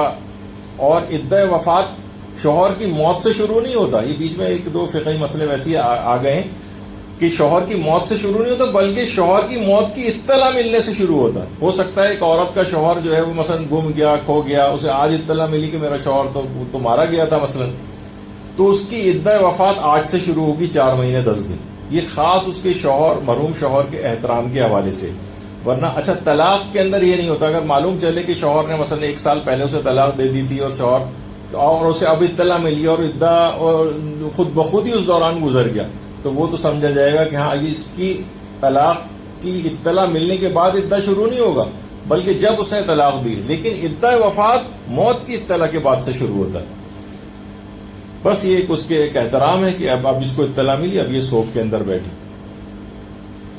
ایک تو یہ کہ دوسری شادی نہ کرے, دوسرا یہ کہ زینت نہ کرے, یہ دوسرا واجب ہے اس کو. اچھا زینت نہ کرنے کے اندر یہ بھی چیز آتی ہے کہ مثلا وہ ایسے زینت نہ کرے کہ معنی نہیں کہ وہ میک اپ نہ کرے, لپسٹک نہ لگائے, سرخی پاؤڈر نہ لگائے, اور جتنی بھی اور اس طرح کی کاسمیٹکس والی چیزیں جو زینت میں شمار ہوتی ہیں یہ نہ کرے. لباسوں کے اندر آتا ہے کہ ایسے شوخ رنگوں کے لباس نہ پہنے کہ جو کہ اس کے اندر آتے ہوں. ہیئر کلر لگانا مثلا بالوں کی سفیدی کو وہ کرنے کے لیے 4 مہینے 10 دن تک نہیں لگا سکتی, یہ حرام ہے اس کے لیے. تو بہت سارے اس لحاظ سے اس کے احکامات ہو جاتے ہیں. لیکن کیا ہے کہ کالا لباس وہ پہن سکتی, باقاعدہ روایتوں میں الگ سے تذکرہ جس کا آیا ہے, اور مستدرک الوسائل میں مرزا حسین نوری نے بھی روایت لکھی جس کے اندر امام معصوم نے باقاعدہ چیز فرمائی کہ ولا باسان تلبسا صوبا مصبوغا بسواد. ہاں یعنی زینت نہیں کر سکتی, اس قسم کے کوئی کپڑے وغیرہ نہیں پہن سکتی, البتہ یہ کہ وہ ایسا لباس پہن سکتی ہے جو سیاہ رنگ کا ہو. یعنی باقاعدہ سیاہ رنگ کے لباس کے لیے بیوہ کے لیے الگ سے امام نے اس کے رنگ کا تذکرہ بھی اپنی اس روایت کے اندر کیا ہے. تو ہاں البتہ بہت سے لوگ یہ بھی پوچھ سکتے ہیں کہ مثلا بیوہ ہے, وہ 4 مہینے 10 دن ہے, اب وہ ظاہر مغموم ہے, تو کیا اس کو زیارت پہ ساتھ لے جا سکتے ہیں, نہیں لے جا سکتے؟ جی ہاں بالکل لے جا سکتے ہیں. ہر عرفی ضرورت کے لیے, ہر شرعی ضرورت کے لیے عورت گھر سے باہر جا سکتی ہے. بلا ضرورت جانا مکروہ ہے, حرام پھر بھی نہیں, جا پھر بھی سکتی, بلا ضرورت بھی جا سکتی. مثلا صحت کے اعتبار سے اس کو ڈاکٹر نے کہا ہے کہ تم جو ہے واکنگ کرو, واک کیا کرو, کولیسٹرول بڑھا ہوا ہے, فلاں چیز ہے, اسٹریس کم ہوتا ہے, تو پھر بھی مکروہ نہیں رہے گا, اور عدت کے دوران بھی جا سکتی.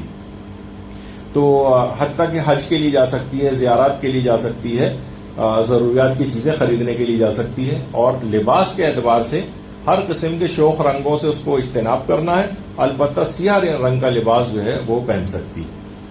تو سیاہ لباس جو ہے وہ باقاعدہ شاعر حسینی میں شامل.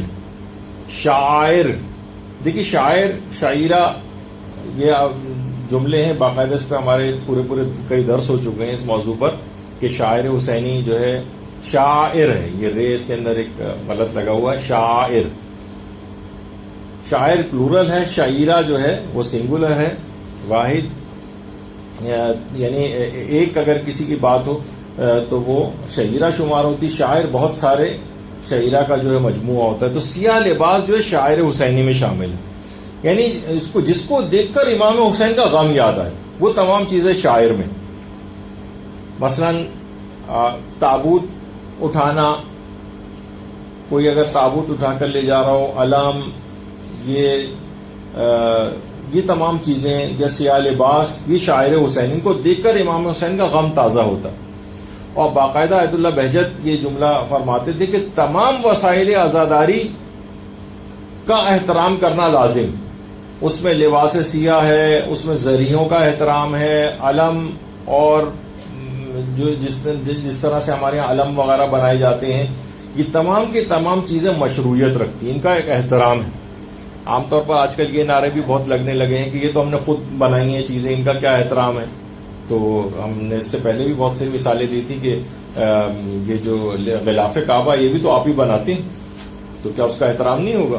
غلاف, یعنی جس وقت غلاف کعبہ پاکستان کے اندر بھی تیار ہوا تھا ایک سال میں, یہاں سے بن کے غلاف کعبہ وہاں گیا تھا, تو اس کی لوگ زیارت کو جاتے تھے, اس کو چومتے تھے. اور جس وقت غلاف کعبہ وہاں سے الگ بھی ہو جاتا ہے, آج بھی حکومت سعودی عرب باقاعدہ اس کے پیسز کر کے تبرک کے طور پر تقسیم بھی کرتی ہے, اور لوگ لے کر آتے ہیں. بہت سے لوگوں کے پاس یہاں پہ فریم کر کے اپنے گھروں میں غلاف کعبہ کا ٹکڑا لگاتے ہیں. اور ایک زمانے میں تو وہ بھی تھا کہ لوگ کینچیاں لے کے جانا شروع ہو گئے تھے, اور حاجی حضرات وہ غلاف کے دھاگے اور وہاں سے وہ کپڑا کاٹ کے لانے لگے تھے. تو اب وہ ایام حج جب شروع ہوتے ہیں اور لوگ زیادہ آنے لگتے ہیں, تو وہ آپ دیکھتے ہیں کہ غلاف کعبہ کو لپیٹ کے بہت اوپر کر دیا جاتا ہے اسی وجہ سے. تو لوگ کاٹ کاٹ کے بھی لانے لگے تھے. تو بہرحال ان تمام چیزوں کا ایک خاص احترام ہے. یہ مشروعیت حتیٰ کہ سیاہ لباس کا بھی احترام ہے. یہ کیونکہ یہ وسائل عزاداری ان کا احترام مشروعیت رکھتا ہے. تو اس لحاظ سے اگر آپ دیکھیں تو روایات کے اندر باقاعدہ ہمارے 8ویں امام امام رضا علیہ الصلوۃ والسلام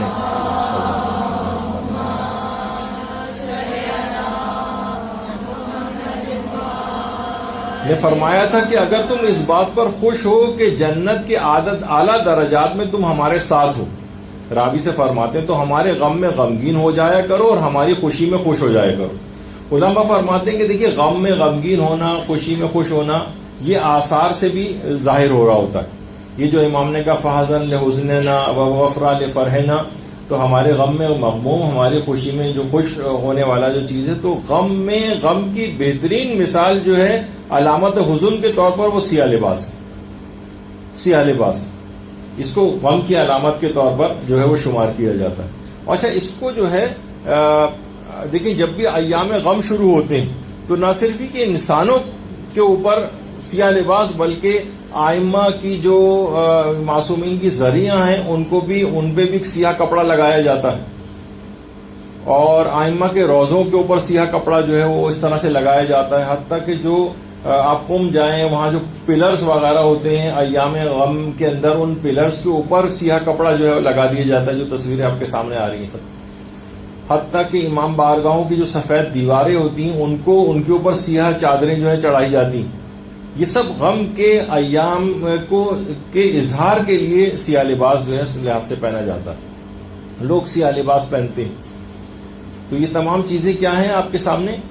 یہ مواسات کے عنوان میں شامل ہیں. مواسات کہتے ہیں یعنی ہمدردی کا اور اپنی طرف سے ایک جذبے کا اظہار کرنا، غم ایک ہمدردی کے جذبے کا اظہار، اس کو مواسات کہتے ہیں. تو اور سب سے زیادہ جو مواسات اور ہمدردی کا جذبہ اور وفاداری کا جو جذبہ ہے وہ حقیقی صاحب ازا جو امام زمانہ علیہ الصلوۃ والسلام،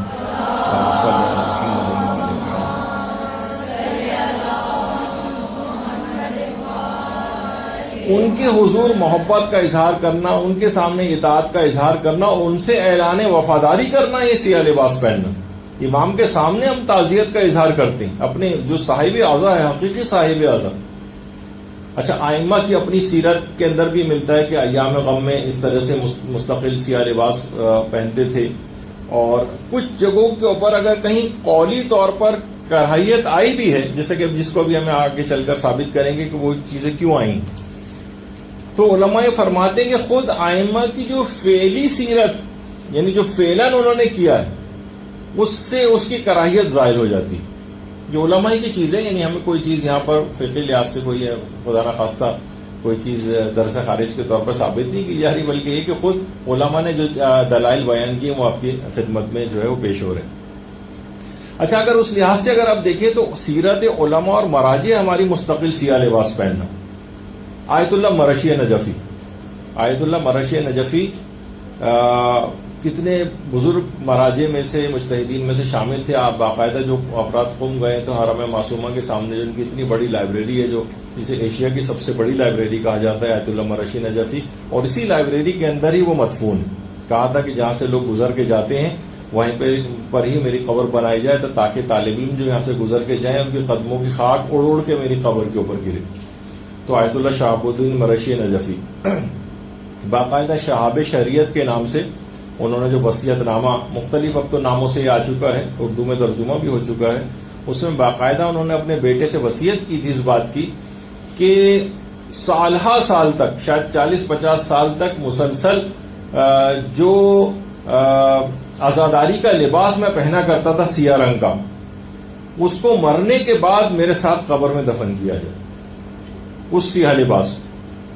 یعنی میں کوئی بھی شخص جو ہے وہ جو کہ اس دنیا سے جا رہا ہو، وہ کس قدر بے چارگی محسوس کرتا ہے، وہ اپنے ساتھ کچھ ٹوکن کے طور پر کوئی چیز لے جانا چاہتا ہے کہ اتنا میں نے اپنے اس جذبات کا اظہار کرنا چاہتا ہے کہ میں اپنے ساتھ کیا اور تو کچھ لے کر نہیں آیا، یہ لباس عزاداری مثلا میں اپنے ساتھ لے کر آیا ہوں. تو کہا کہ اتنے طویل عرصے تک جو محرم اور سفر کی عزاداری میں سیاہ لباس پہنا کرتا تھا وہ میرے ساتھ قبر میں دفن کیا جائے. اور جس وقت آیت اللہ مرشی نجفی دفن ہوئے ہیں تو آپ دیکھ رہے ہیں کہ ان کے ساتھ ہی وہ سیاہ لباس ان کے ساتھ جو ہے وہ دفن کیا گیا. یہ آیت اللہ مرشی نجفی قبر کے اندر آرام فرما رہے ہیں اور اس کے بعد عالم آخرت کے سفر پہ روانہ ہوئے. اسی طرح سے مثلا آیت اللہ وحید خراسانی، آیت اللہ وحید خراسانی مسلسل سیاہ لباس جو ہے ایام غم میں پہنتے ہیں، اور بلکہ نہ صرف امام حسین کی اس میں عزاداری میں، بلکہ جو ایام فاطمیہ کی منانے کی تو آیت اللہ وحید خراسانی بہت ہی زیادہ تاکید کرتے ہیں اور فرماتے ہیں کہ ایام فاطمیہ کو بھی زندہ کرو اور پورے شہر قم کو سیاہ لباس سے ملبوس کر دو. یہ باقاعدہ آیت اللہ وحید خراسانی فرماتے ہیں.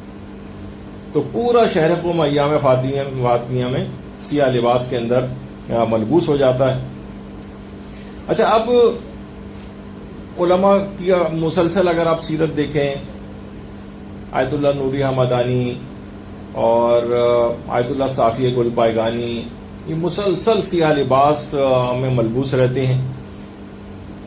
رہبر معظم اور جتنے بھی علماء اور مراجع ہیں یہ ان کی باقاعدہ سیرت میں ملتا ہے، خود آیت اللہ سیستانی وغیرہ. اچھا، اب جو کچھ چند ایک سیاہ مذمت کی سیاہ لباس کی مذمت میں کچھ روایات جو آئیں وہ دیکھ لیں، کیونکہ یہ سوشل میڈیا پہ بہت زیادہ نشر کر کے آپ کو لوگوں کو تنگ کیا جاتا ہے کہ دیکھیے یہ تو خود آپ کے ائمہ نے منع کیا ہے، تم لوگ سیاہ لباس کیوں پہنتے ہو، دیکھو تم اپنے اماموں کی مخالفت کرتے ہو. ان کا کیا مفہوم؟ تو دیکھیے، ایک تو روایت ہے حضرت امیر المومنین علیہ الصلوۃ والسلام کی اپنے اصحاب سے ارشاد فرمایا،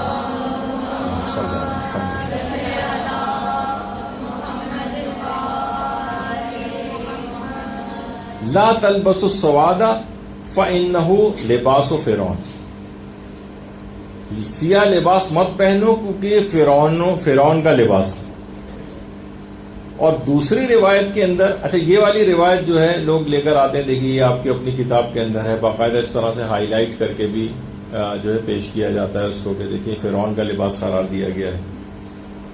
اور جو دوسری روایت ہے اس کے اندر کہ یہ اس سیاہ لباس کو پہننے سے امام نے منع قرار دیا اور کہا کہ یہ اہل نار یعنی اہل جہنم کا لباس.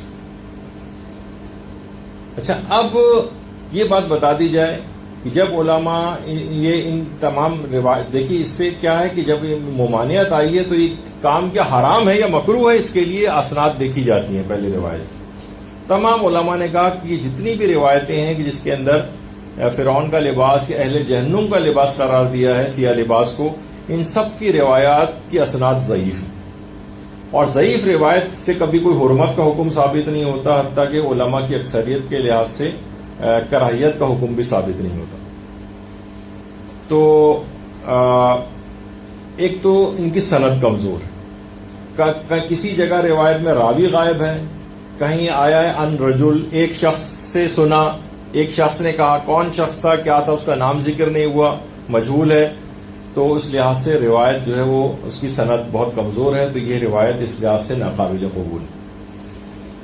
دوسری بات یہ کہ یہ جو روایات ہیں یہ مرسل اور ضعیف ہونے کے ساتھ ساتھ ان کا ایک خاص پس منظر ہے. مثلا جس میں مذمت کی گئی ہے اس زمانے میں، جس زمانے میں امام نے اس کو منع کیا تھا، جو آگے بھی کچھ اور روایتیں بھی میں نے ساری پیش نہیں کی ہیں، اس میں خاص زمانہ تھا بنو عباس کا دور تھا.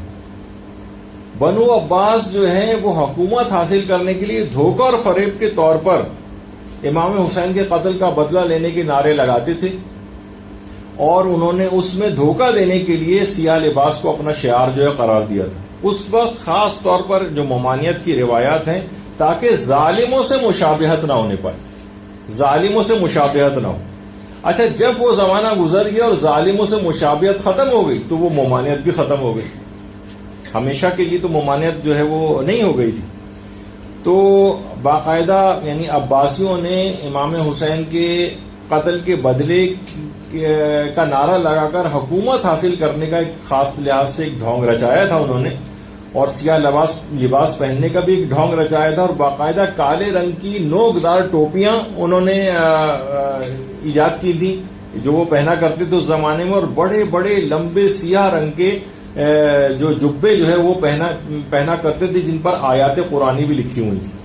یعنی آیات قرآنی والے جبے یہ انہوں نے باقاعدہ اس زمانے میں رائج کیا تھا. اور باقاعدہ جو ظالم بادشاہ تھا اس نے اپنے اعلان وفاداری کے طور پر اس بات کو لازمی قرار دیا تھا تمام لوگوں پر کہ سیاہ لباس سب پہنے, اور باقاعدہ اشتہارات لگا کر لوگوں کو باقاعدہ اس بات پر مجبور کیا جاتا تھا کہ سب کے سب لوگ جو ہے سیاہ لباس پہنیں گے. بادشاہ سے اعلان وفاداری کے طور پر, اس ظالم بادشاہ سے اعلان وفاداری کے طور پر باقاعدہ تاریخ الخلفاء جو علامہ جلال الدین سیوطی کی ہے, اس زمانے میں جو عباسی حکمران تھا منصور دوانقی.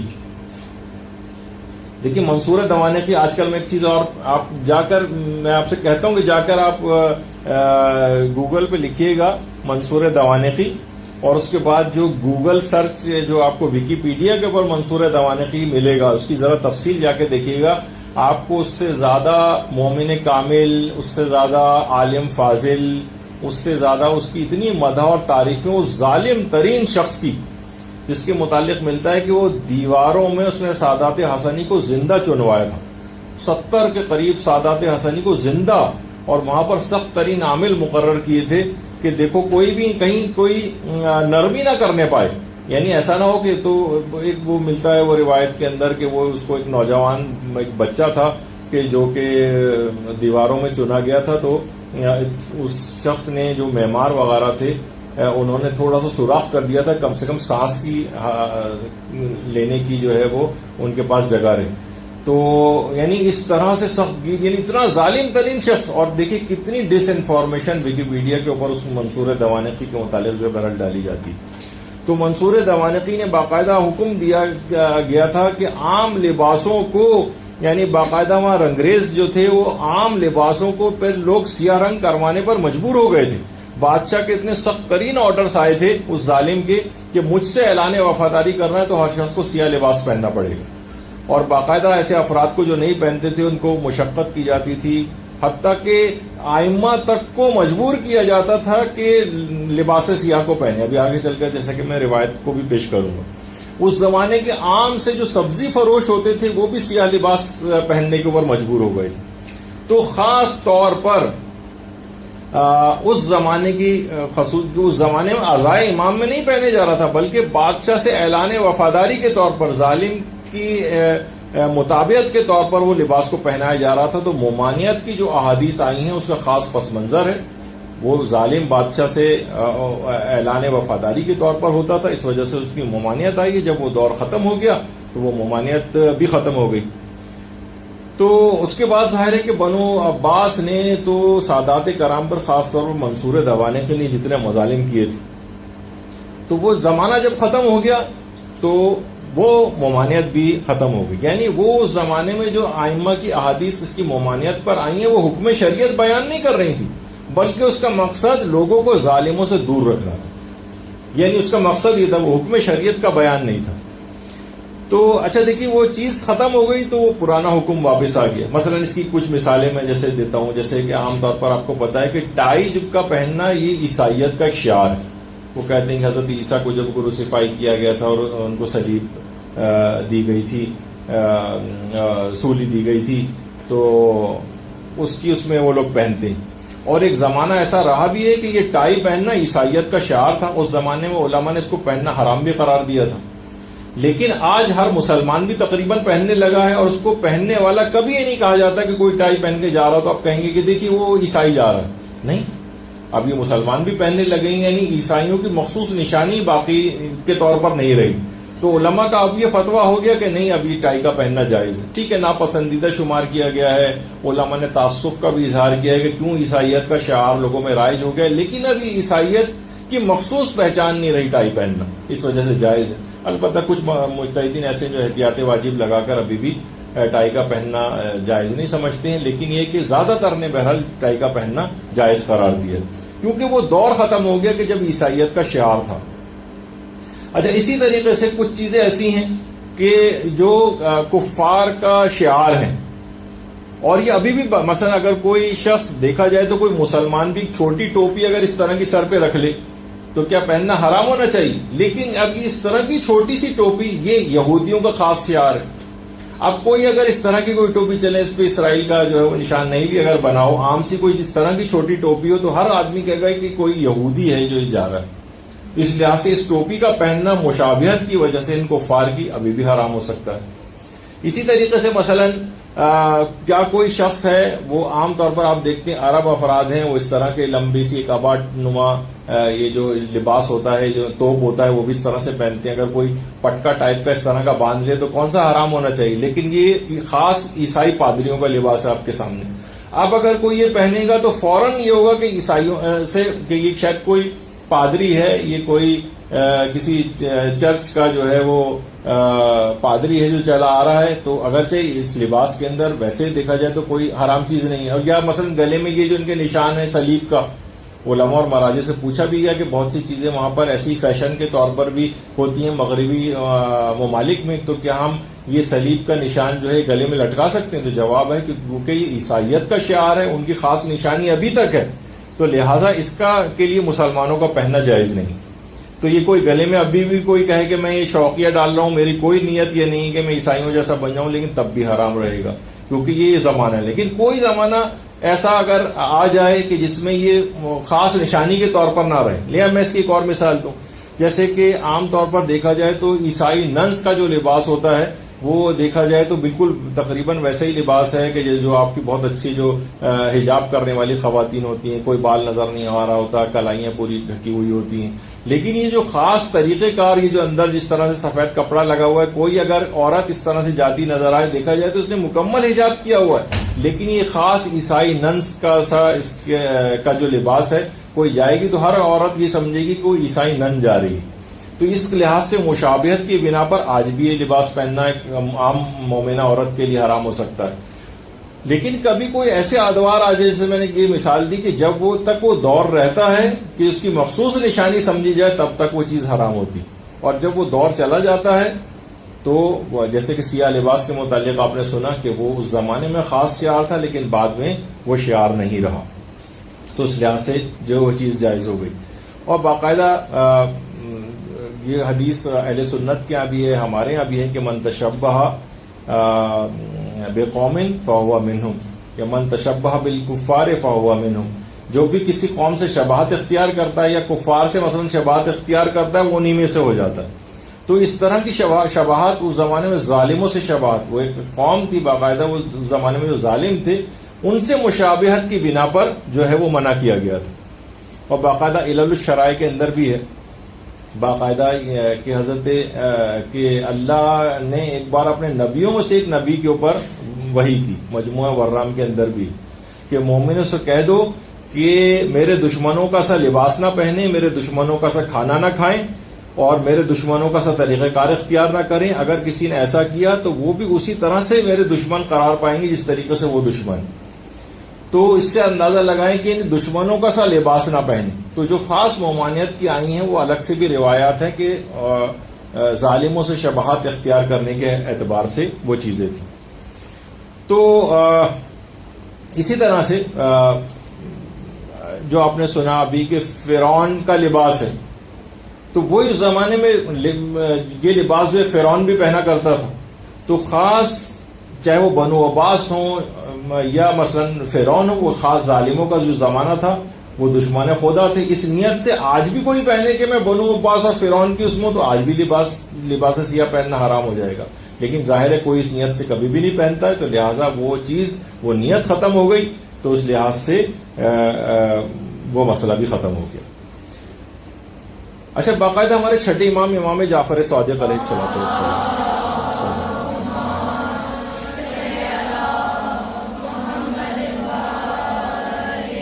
وہ یہ فرماتے تھے کہ میں بھی اسے پہنتا ہوں سیاہ لباس کو، مگر مجھے معلوم ہے، یہ بھی روایت آپ کو دکھائیں گے، میں بھی اس لباس کو پہنتا ہوں لیکن مجھے معلوم ہے کہ یہ اہل جہنم کا لباس ہے۔ اچھا، اس لحاظ سے آپ دیکھیں کہ فرعون بھی جہنمی تھا اور وہ ظالم بھی جہنمی تھے، تو یہ نہیں کہ وہ یہ لباس پہننے کی وجہ سے جہنمی ہوں، بلکہ جو جہنمی افراد تھے ان کا یہ طریقہ کار تھا، یعنی امام کے کہنے کا یہ بھی مقصد ہے۔ اور باقاعدہ داؤد رقی جو امام کے صحابی تھے، وہ ایک دفعہ یہی لوگوں فرماتے ہیں کہ یہی سوال لوگوں نے امام سے بھی کیا تھا ایک دفعہ، لباس سیاہ سے متعلق. تو چھٹے امام نے فرمایا تھا, لوگ آئے اور امام سے آ کر پوچھا. امام نے اس وقت خود سیاہ عبا پہنی ہوئی تھی, سیاہ امامہ پہنا ہوا تھا, اور سیاہ رنگ کے جوتے بھی پہنے ہوئے تھے. ابھی ہم سیاہ رنگ کے جوتوں پہ بھی تھوڑی سی ڈسکشن کریں گے. تو امام نے اپنے لباس کا جو دھاگا ہے, اپنی عبا کا جو دھاگا یا ڈوری تھی, اس کو اپنے ہاتھ میں پکڑا اور کہا کہ دیکھو یہ سیاہ رنگ کا لباس میں نے پہنا ہوا ہے, اپنے دل کو سیاہ نہ کرنا, پھر جو چاہے پہن لو. یہ باقاعدہ امام نے فرمایا. اس کا مقصد یہ تھا کہ امام نے اشارہ یہ کیا تھا کہ تم ظالم جیسے مت بن جانا, ظالموں کو طریقہ کار مت اختیار کرنا. یہ والی اگر تمہاری نیت نہیں ہے کہ تم ظالم سے کوئی مشابہت پیدا کرو گے, ان کے طریقہ کار پر چلو, اپنے دل کو سیاہ نہ کرو, تو پھر کوئی سا بھی چاہو تو لباس پہنو. دیکھو میں نے خود یہ لباس پہنا ہوا ہے. اس کا مطلب ہے کہ یہ عمومی کوئی ممانعت والی باتیں نہیں تھیں جو امام نے جو کی تھی, بلکہ اس کا ایک خاص بیک گراؤنڈ تھا جس کی طرف امام نے اشارہ کیا تھا. اور یہ باقاعدہ جو وسائل الشیعہ ہے اس میں لباس مسلی کی حدیث نمبر 9 بھی. تو اس کا مقصد جو ہے وہ ظالموں سے دور رکھنا تھا, کسی خاص حکم شریعت کا بیان یہ نہیں تھا. پھر آپ نے ابھی سن ہی لیا کہ یہ سب جو روایت ممانعت ہیں اس کے باوجود بھی یہ مرسل اور ضعیف شمار ہوتی ہیں. اور کچھ علماء نے کہا ہے کہ اس کو مکروہ کہا ہے بعض نے, اور بعض نے جو کچھ علماء نے مکروہ بھی کہا ہے. تو اگرچہ روایتیں مرسل اور ضعیف ہیں, لیکن یہ ایک قاعدہ ہے ہمارے یہاں جو آپ کو اتنا سمجھنے کی ضرورت نہیں ہے, قاعدہ تو التسامح فی ادلۃ السنن, جس میں باقاعدہ علماء نے کتابیں بھی لکھی ہیں کہ جو مستحبات اور مکروہات کی دلیلیں ہیں وہ بہت زیادہ مضبوط ہونا ان کا ضروری نہیں ہوتا ہے, اس میں کچھ کمی بھی اگر ہو تو اس کے باوجود بھی اس پر فتویٰ دیا جاتا ہے. تو بہت سے علماء اس قاعدے کو جو تسلیم کرتے ہیں اس کے تحت انہوں نے اس کے اوپر, حتیٰ کہ آیت اللہ سیستانی نے بھی جو اپنی توضیح المسائل میں لباس نمازی کا لباس ہے اس میں سیاہ لباس میں جو مکروہ قرار دیا ہے وہ بھی اسی قاعدہ تسامح کو استعمال کر کے وہاں پر مکروہ لکھا ہے. ورنہ خود آیت اللہ سیستانی کے نزدیک عام حالات میں بھی, نماز میں بھی, کہیں پہ بھی جو وہ سیاہ لباس میں کی کراہیت کا کوئی حکم نہیں. سیاہ لباس میں نہ عام حالات میں پہننا مکروہ ہے اور نہ ہی نماز میں. اچھا, اب اور پھر علماء فرماتے ہیں کہ چلے بالفرض اگر مکروہ بھی ہو تب بھی اگر عزائے امام میں آپ نے سیاہ لباس پہنا ہوا ہے تو کراہیت ختم ہو جاتی ہے. یعنی وہ علماء جو کہ مکروہ سمجھتے ہیں وہ بھی کہتے ہیں کہ عزائے امام میں پہننے سے اس کی کراہیت ختم ہو جاتی ہے. اچھا, اب اگر ہم دیکھیں ابھی آپ نے کتنی روایتیں اس کی جواز کی سنی, جائز ہونے کی, اور کتنی روایات آپ نے اس کی مذمت کی بھی سنی.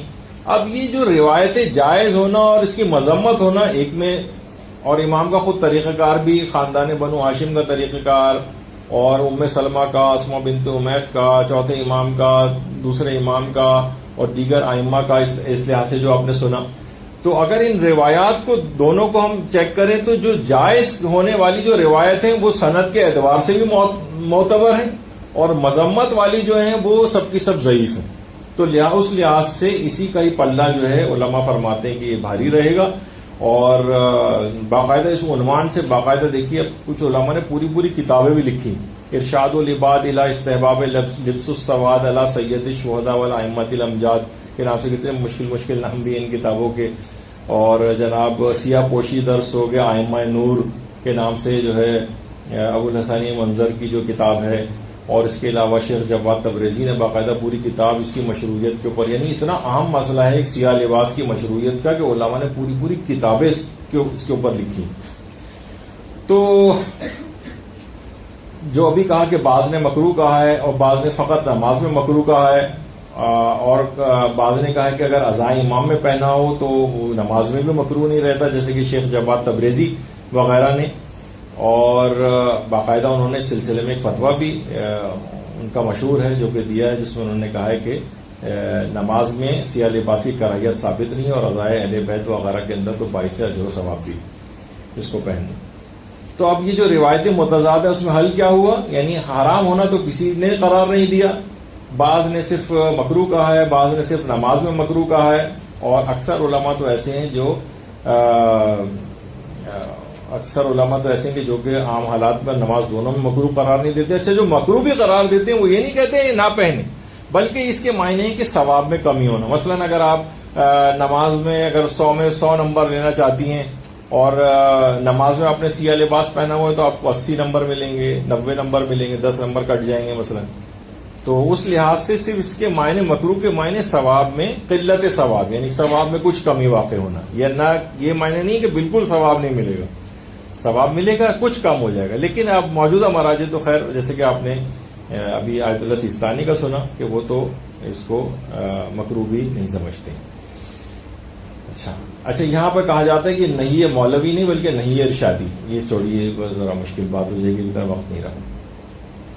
اچھا اب یہ اور بتا دیے، جیسے یہ بھی دیکھیے یہ جو ہمارے دشمنان ہیں ان کی ایک پوسٹ ہے، تو اس میں انہوں نے کہا کہ دیکھیے یہ شیعوں کے ہاں کتنی متضاد باتیں، یہ لوگ رافضہ جو ہے ظاہر میں طنز میں وہ رافضہ کہتے ہیں، اور روایت بھی جو ہے وہ انہوں نے لکھی ہے کہ رسول اللہ نے جو ہے وہ مکروہ قرار دیا ہے سیاہ لباس کا پہننا سوائے 3 موقعوں کے، جس میں وہی امامہ، ابا، موزے وغیرہ کا تذکرہ.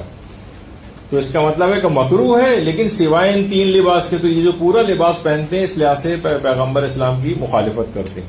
تو روایتیں استثنا جو آئی ہیں، یہ جو کہا جاتی ہے نا کہ یہ 3 چیزیں صرف، تو یہ بھی ہمارے علماء کے نزدیک معتبر روایتیں نہیں، ضعیف اور مرسل روایتیں ہیں، روایتیں استثنا بھی. تو اس لحاظ سے ہم پر یہ ان کا جو طنز ہے، انہوں نے ظاہر ہے ہماری چیزوں کو پڑھا نہیں ہے، بس ایک کہیں روایت پڑھی، ہمارے یہاں روایت پڑھ کے تو اس طرح سے حکم نہیں لگایا جاتا. تو یہ خود ان کی بھی اسناد جو ہے وہ ضعیف ہے. اچھا اب عورت کی چادر کے حوالے سے بھی سیاہ رنگ کی چادر وہ اگر خواتین جو پہنتی ہیں وہ بھی مکروہ نہیں ہے. اچھا ایک چیز اور آپ کے سامنے پیش کر دی جائے، وہ میں جلدی جاؤں گا. البتہ 2 چیزیں ایسی ہیں لباس کے طور پر ایسی کہ جو کہ سیاہ لباس میں ہو تو مکروہ. ان میں ایک ہے لباس احرام. لباس احرام کا چاہے عورت پہنے یا مرد پہنے سفید ہونا مستحب. اگر کوئی سیاہ رنگ کا لباس مثلا کوئی سیاہ رنگ کا یہ کروا لے، غالباً ایک اس طرح کا ایک میں نے شخص کو پہنے کہیں حج پہ ایک شخص کو دیکھا تھا اس طرح سے، پتہ نہیں کہ اس کو کس نے بتایا تھا. بہرحال مکروہ ہے سیاہ لباس احرام. اور دوسرا جو ہے وہ ہے کفن کا سفید ہونا مستحب یا بہتر ہے. تو سیاہ رنگ کے لباس میں یہ 2 چیزیں آتی ہیں، احرام بھی مکروہ ہے اور خود کفن کو بھی اکثر علماء نے سیاہ رنگ کا نہیں ہونا چاہیے یہ مکروہ قرار دیا. اگر کوئی کر بھی دے تو بہرحال احرام صحیح ہے اور اس کا کفن بھی ٹھیک ہے، لیکن یہ کہ ثواب میں کمی واقع ہوتی. تو یہ اس کے لحاظ سے معتبر روایتیں ہوں گی، لیکن جو عمومی لباس پہنا جاتا ہے اس کے اندر اس کی کراہیت نہیں. اور اگر عزائے امام میں پہنا ہو تو اس کا ثواب اور استحباب جو ہے کا جو حکم آ جاتا ہے. اس لحاظ سے اگر آپ دیکھیں تو غلاف کعبہ بھی بہت سی روایت میں خود پیغمبر اسلام کے دور سے اس غلاف کعبہ کا جو ہے وہ رنگ سیاہ تھا. البتہ غلاف کعبہ ہمیشہ سے کپڑے کا نہیں تھا. حضرت اسماعیل کی زوجہ نے سب سے پہلے 2 دیواروں کے اوپر، اس زمانے میں اتنا نہیں ہوتا لیکن درختوں کی چھال سے اس کا ایک غلاف تیار کیا تھا، اور اس کے بعد پھر اس کے بعد درختوں کی چھال ہٹ گئی تھی اور پھر کپڑا اس کی جگہ پر آ گیا تھا. تو بہرحال پیغمبر اسلام کے اپنے ادوار کے اندر بھی سیاہ رنگ کا کپڑا اس کے اوپر اس کی مشروعیت رہی. اگر پیغمبر کو یہ منع ہوتا تو یہ جہنمیوں کا یا فرعونوں کا اس طرح سے کوئی لباس ہوتا تو پیغمبر کم سے کم اس کی نشانی خانہ کعبہ کے اوپر نہ کرواتے. اچھا اب آ جائیے وہ چیز کہ ہر سال، اچھا یہ والا پہلو کچھ ہمارے افراد کی طرف سے آتا ہے کہ ہر سال یہ نئے جوڑے بنوانے کی اس کے ایام اعظم میں کیا ہے، اس کی کافی مذمت وغیرہ آتی. اچھا کچھ تو چیزیں ایسی ہیں اور کہا جاتا ہے کہ اسراف بھی ہے یہ. اچھا کچھ ایسی چیزیں ہیں کہ جس پہ عام طور پر اعتراض ہوتا ہے، مثلا یہ بہت برانڈڈ قسم کے آج کل بتائیے عزائے امام میں اتنا برانڈ بنانے کی کیا ضرورت ہے. کچھ ایسے خواتین نے ایسے فیشن والے کالے رنگ کے کپڑے بنوانے شروع کر دیے ہیں، اور مرد حضرات بھی اس طرح سے کڑھائیوں والے جو پہننے لگے ہیں. خواتین اس انداز کے جو ہے وہ پرنٹ والے پھول بنے ہوئے ان کے اوپر اس طرح سے آنے لگے ہیں، یا اس طرح کی جس میں عام لباس کی شرائط بھی پوری نہیں ہو رہی. سیاہ لباس کے ساتھ اس میں مثلا چست پہنے جا رہے ہیں، جسمانی خد و خال نمایاں کرنے والی چیزیں پہنی جا رہی ہیں. اس طرح کی اگر ہے تو واقعی یہ تو قابل، یعنی یہ تو مذموم ہے. حرام تو خیر اس لحاظ سے نہیں کہیں گے، لیکن یہ کہ بلکہ تو معیوب بھی ہے. لیکن کہیں یہ رائج نہ ہو جائے یعنی اس کو بہرحال آپ کو ایک سادہ طریقے سے اس کو رکھنا ہے، اور اس کے اندر خاص طور پر کوئی اس طرح کی غیر الہی نیتیں بھی اس کے اندر نہ آ جائیں. مثلا اس کو پہن کے ہم بڑے خوبصورت لگیں گے اور گورے لگیں گے، اور فلاں خدا نہ خواستہ ان خواتین کے لحاظ سے جو نیتیں اس کے اندر آ جاتی ہیں، تو یہ غیر الہی نیتیں وغیرہ نہ آ جائیں جس سے غم و حزن کے منافی نہ ہو جائے. یعنی آپ اپنی نیتوں کو اچھا نیتوں کی اصلاح کے لیے باقاعدہ آپ اپنی نیتوں کو اچھا بھی رکھیں. بعض اوقات یہ بھی چیز ہوتی ہے نا کہ نیتوں کو ٹھیک بھی رکھنا ہوتا ہے، تو اس کی تو آپ کو احتیاط کرنا ہے. اچھا اب یہ جو آتا ہے کہ جناب ہر سال نئے سلوانے کی کیا ضرورت ہے، تو دیکھیے بہرحال مرد حضرات کو تو شاید اتنی ضرورت نہیں پیش آتی، لیکن کیا ہے کہ مثلا بچوں میں، بچے چھوٹے ہیں بڑے ہو رہے ہیں، ہر سال ان کا سائز تبدیل ہو رہا ہے، سلوانے کی ضرورت پیش آتی ہے. میں آپ لوگوں کی تھوڑی سی حمایت میں گفتگو کر رہا ہوں. اچھا خواتین ہیں، مردوں کی نسبت خواتین 5 سے 10 گنا زیادہ مجلس اٹینڈ کرتی ہیں. مرد تو مشکل سے ایک دن میں ایک مجلس کو اٹینڈ کر لی، وہ بھی ضروری نہیں ہے، لیکن خواتین کا جو وہ ہے استعمال وہ بہت زیادہ ہے، تو اس میں ان کے کپڑے خراب بھی ہوتے ہیں اور پھٹ بھی سکتے ہیں اور بہت ساری اور چیزیں ہیں، تو ان کو اس لحاظ سے اس کی زیادہ ضرورت پیش آتی ہے. تو اگر وہ سلوا بھی لیں تو کوئی اس کے اندر ایسا حرج نہیں ہے کہ اگر کوئی خدا نخواستہ غیر الہی ان کی نیت نہیں ہے تو اس کے اندر کوئی حرج نہیں ہے. غم امام حسین کے لیے کسی بھی طرح کی اگر اس طرح کی چیزیں ہوں تو اس میں کوئی حرج واقع نہیں ہوتا. ہر سال کے اعتبار سے آپ دیکھیں، اگرچہ خانہ کعبہ کا وہ غلاف ایک سال کے اندر کوئی اتنا بوسیدہ اور خراب نہیں ہوتا، لیکن ہر سال اس کو تبدیل کیا جاتا ہے، ہر سال تبدیل کیا جاتا ہے. اس میں کوئی ایسی ممانعت والی بات نہیں ہے کہ جو ایک دفعہ پہن لیں. مثلا مثال وہ پھر علماء والی مثال الگ ہے، جو ابھی آپ نے آیت اللہ سیستانی کی جو ابا دیکھی تھی 40 سال سے وہی ابا ہے، 40 سال سے، تو وہ ان کا ایک الگ موقع اور مقام ہے. جو اور عمل کرنے کی باتیں ہیں سوائے کپڑوں کے علاوہ اور چیزوں میں آپ ان کی سیرت کے اوپر بہرحال عمل کریں، اور لوگوں کو اس لحاظ سے مجبور نہ کریں کہ ہر وقت ان کے اوپر اعتراض، ہر وقت ان کے اوپر طنز، ہر وقت یہ کپڑے کیوں بنا لیے، یہ کیا. یعنی وہ اچھا لوگ ایک اور بھی چیز ہے، لوگوں کی نیتوں پر حکم لگانے کا مسئلہ. ہر وقت جو ہے نا لوگوں سے سوء ظن رکھنا، مومنین کے اوپر تہمتیں لگانا، الزامات لگانا. آپ کو کسی کے دل کا کیا پتا ہے. مثلا آپ کوئی شخص اگر مثلا 30-40 دے گے، اگر وہ اس کی پکوارت، لوگ کہتے ہیں یہ بڑا ریاکار ہے، دیکھو یہ تبرک کس طرح سے اپنی شہرت کے لیے کر رہا ہے، یہ شخص ہے یہ جس نے مثلا کپڑے بنائے ہوئے ہیں اس طرح سے، یہ جو ہے نا یہ ریاکاری کے طور پر سے. یعنی آپ کو کسی کے دل کا حال کیا پتا ہے کہ اس پہ آپ حکم لگا رہے ہیں. اللہ میاں لگ گئے ہیں، آپ کون ہیں کہ جو ہے نا آپ کو دل کے لوگوں کے حالات پتہ چل جاتے ہیں. یہ اصلاً بہت سارے لوگ ہوتے ہیں نا، میں تو کہتا ہوں جو لوگوں کے اوپر مثلا مالی کرپشن کے الزامات لگاتے ہیں فلاں، اصلاً یہ وہ لوگ ہوتے ہیں الزام لگانے والے کہ جن کو بھی فی الحال موقع نہیں ملا ہے. موقع ملے تو یہ سب سے پہلے یہ ان کی چھپی ہوئی نیت ہوتی ہے جو اس الزام کے اندر ظاہر کرتے ہیں. تو اگر تمہیں موقع نہیں ملا یا تم جو لوگوں کی نیتوں پہ الزام لگا رہے ہو، تمہاری اپنی چھپی ہوئی نیت ہے جو تم ظاہر کرتے ہو. دوسرے کے اوپر اس طرح سے کسی کے دل کے میں اکثر ان چیزوں پہ ڈیفینڈ کرتا ہوں لوگوں کی نیتوں کے اعتبار سے کہ یہ آپ حکم نہیں لگا سکتے. عمومی حکم کے طور پر کہ یہ والی جیسے ابھی ہم نے کہا کہ غیر الہی نیتیں نہ رکھیں اور ایسا نہ ہو کہ خدا نہ خواستہ یہ چیز آ جائے، لیکن لوگ یہ فلاں ایسا ہی کر رہا ہے، یہ عورت ایسی ہی کر رہی ہے، اس کی نیت یہی ہے، یہ والی بالکل غلط بات ہے. یہ کسی سے وہ بھی اس طرح کا کوئی حکم نہیں لگانا چاہیے، حرام اور گناہ میں بھی چلا جاتا ہے. تو ہر سال کے اعتبار سے اگر کسی کی نیڈ ہے، وہ مثلا 1 سال کے بعد وہ اس کپڑے کو سمجھتے ہیں کہ گھس گیا ہے یا اس قابل نہیں رہا ہے اور وہ بنوا رہے ہیں، تو اس میں کوئی حرج نہیں، بنانے دیں ان کو. غم امام میں بنوا رہے ہیں، اس کے اندر کوئی یہ سب چیزیں نہیں. تو نئے لباس جو لباس سیاہ ان کی ضرورت لوگوں کی ضرورت، جیسے میں نے کہا بچوں کی ضرورت ہوتی. اچھا یہ ایسی ضرورتیں دیکھیں کہ ہر سال آپ دیکھتے ہیں کہ مونوگرام تک جو ہے چینلز کے تبدیل ہو جاتے ہیں، وہ سیاہ رنگ کے کر دیتے ہیں. سیاہ رنگ یعنی لباس سیاہ کے ساتھ ساتھ مونوگرام بھی سیاہ ہونا، یہ خود چینلز کے اوپر آپ کو نظر آتا ہے. تو یہ سیاہ رنگ غم و حزن کی اس لحاظ سے ایک علامت ہے.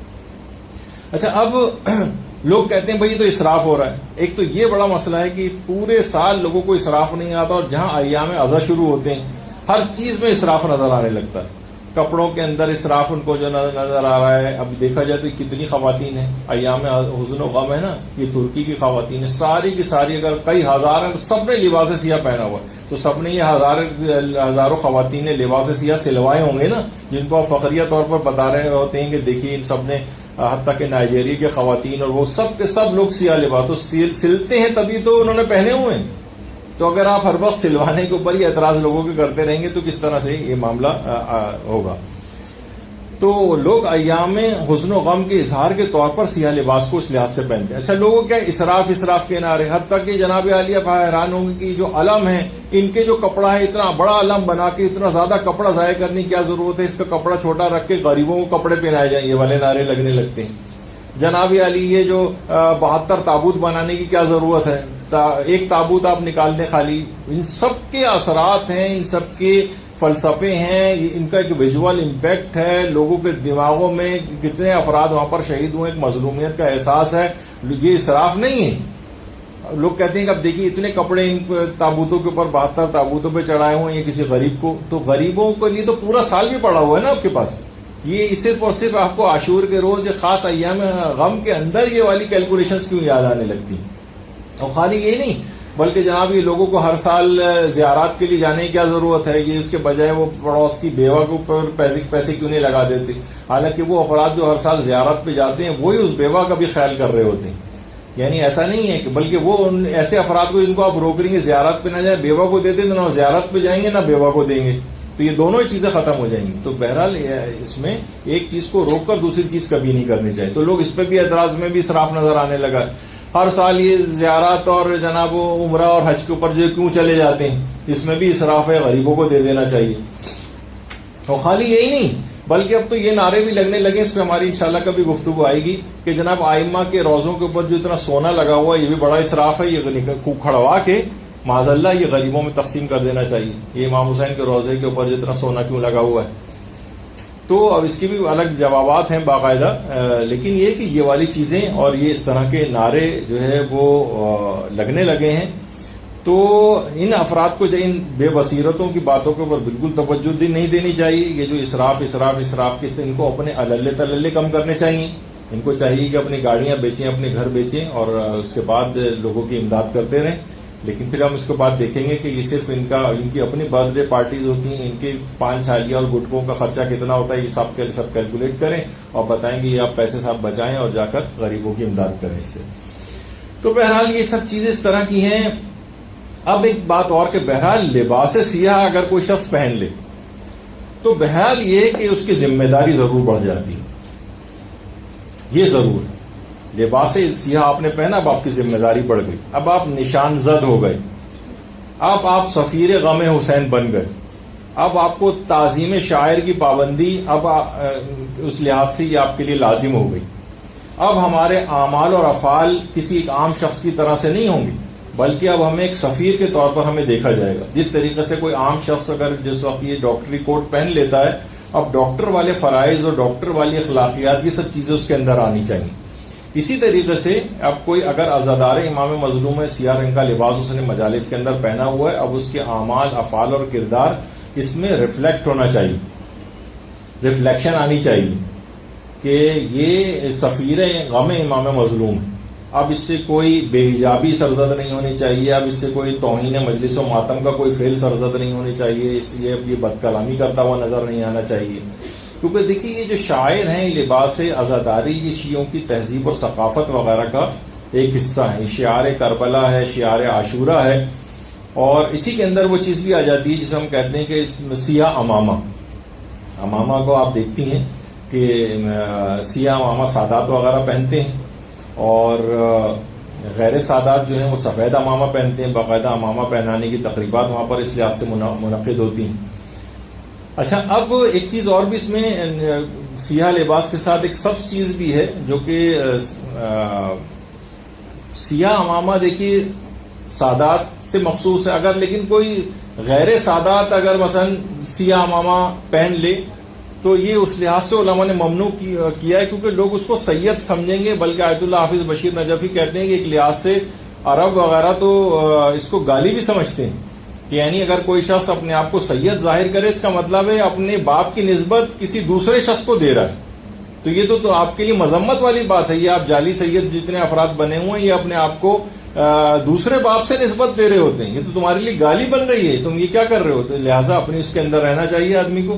اور گرین شال جو ہے، سبز رنگ کی شال جو پہنی جاتی ہے، وہ بھی سعادت کا نشان عربوں کے اندر سمجھا جاتا ہے، سعادت کا نشان. اور جس طریقے سے سیاہ امامہ ہے، اسی طریقے سے گرین شال بھی ہے. لیکن مسئلہ یہ ہے وہاں پر تو یہ واقعتاً صرف سادات پہنتے ہیں، لیکن اب جتنے فریکوینٹلی وہاں پر لوگ جانے لگے، غیر سادات بھی سبز رنگ کی چادریں جو ہیں پہن کے پھرنے لگے. تو یہاں پر تو نہیں، لیکن البتہ ایران عراق کے اندر تو مخصوص با سادات جو ہے گرین شال کو سمجھا جاتا ہے.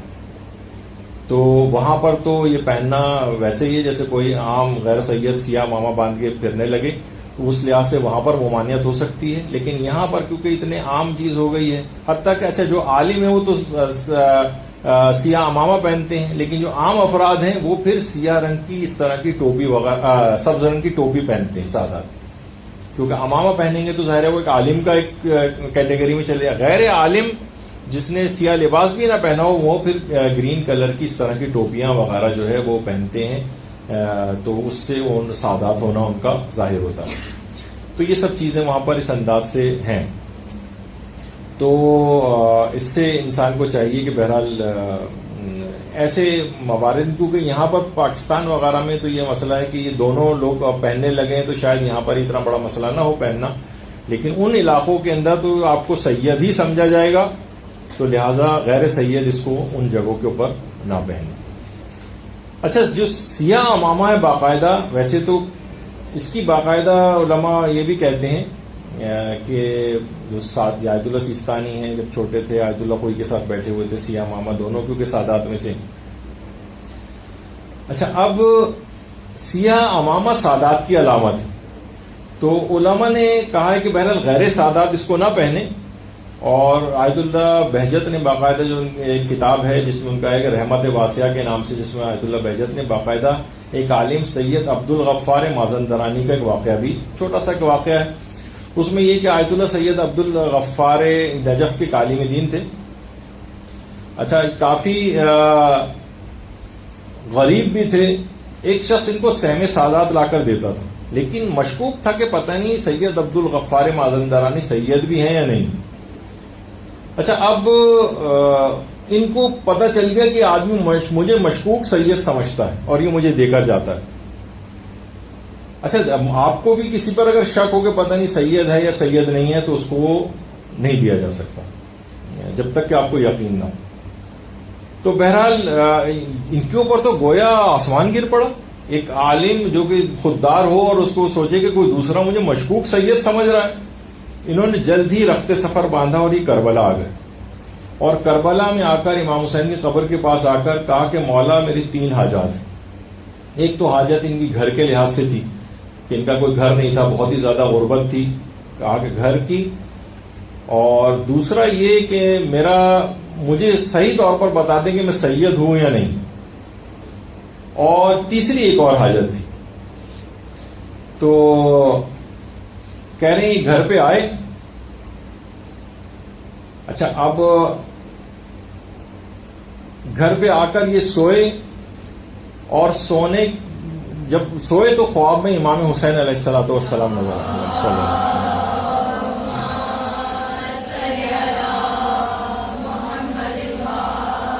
کہا کہ گھر کی حاجت تو رہنے دو، یا آخرت میں تمہیں اس کا گھر ملے گا، آخرت میں تمہارا گھر. بہت سے لوگ ہیں مالی وسائل کے لحاظ سے پریشان ہوتے ہیں، مسئلہ حل نہیں ہوتا، تو انشاءاللہ چند روزہ دنیاوی زندگی گزر ہی جائے گی اور وہاں پر پھر ساری محرومیوں کا ازالہ ہو جائے گا.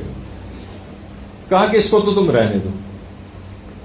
دوسری ہے کہ تم واقعی سید ہو اور یہ لو میں سیاہ امامہ تمہارے سر پر رکھتا ہوں. باقاعدہ آیت اللہ سید مازندرانی جو تھے، ان کے سر پر سیاہ امامہ امام حسین نے خود رکھا. اچھا، اس کے بعد تیسری حاجت انہوں نے بتائی نہیں تھی. جب ان کا انتقال ہو گیا تو یہ اپنی بیٹی کے خواب میں آئے اور ان کو آ کر بتایا کہ تیسری حاجت یہ تھی میری، جو کہ امام حسین نے اس کو بھی ایکسپٹ کر لیا تھا. وہ میری یہ تھی کہ مجھے موت سے بہت ڈر لگتا تھا، تو میں نے یہ دعا کی تھی کہ اس انداز سے میری موت آئے کہ مجھے اس کی سختی کا معمولی سا بھی پتہ نہ چلی.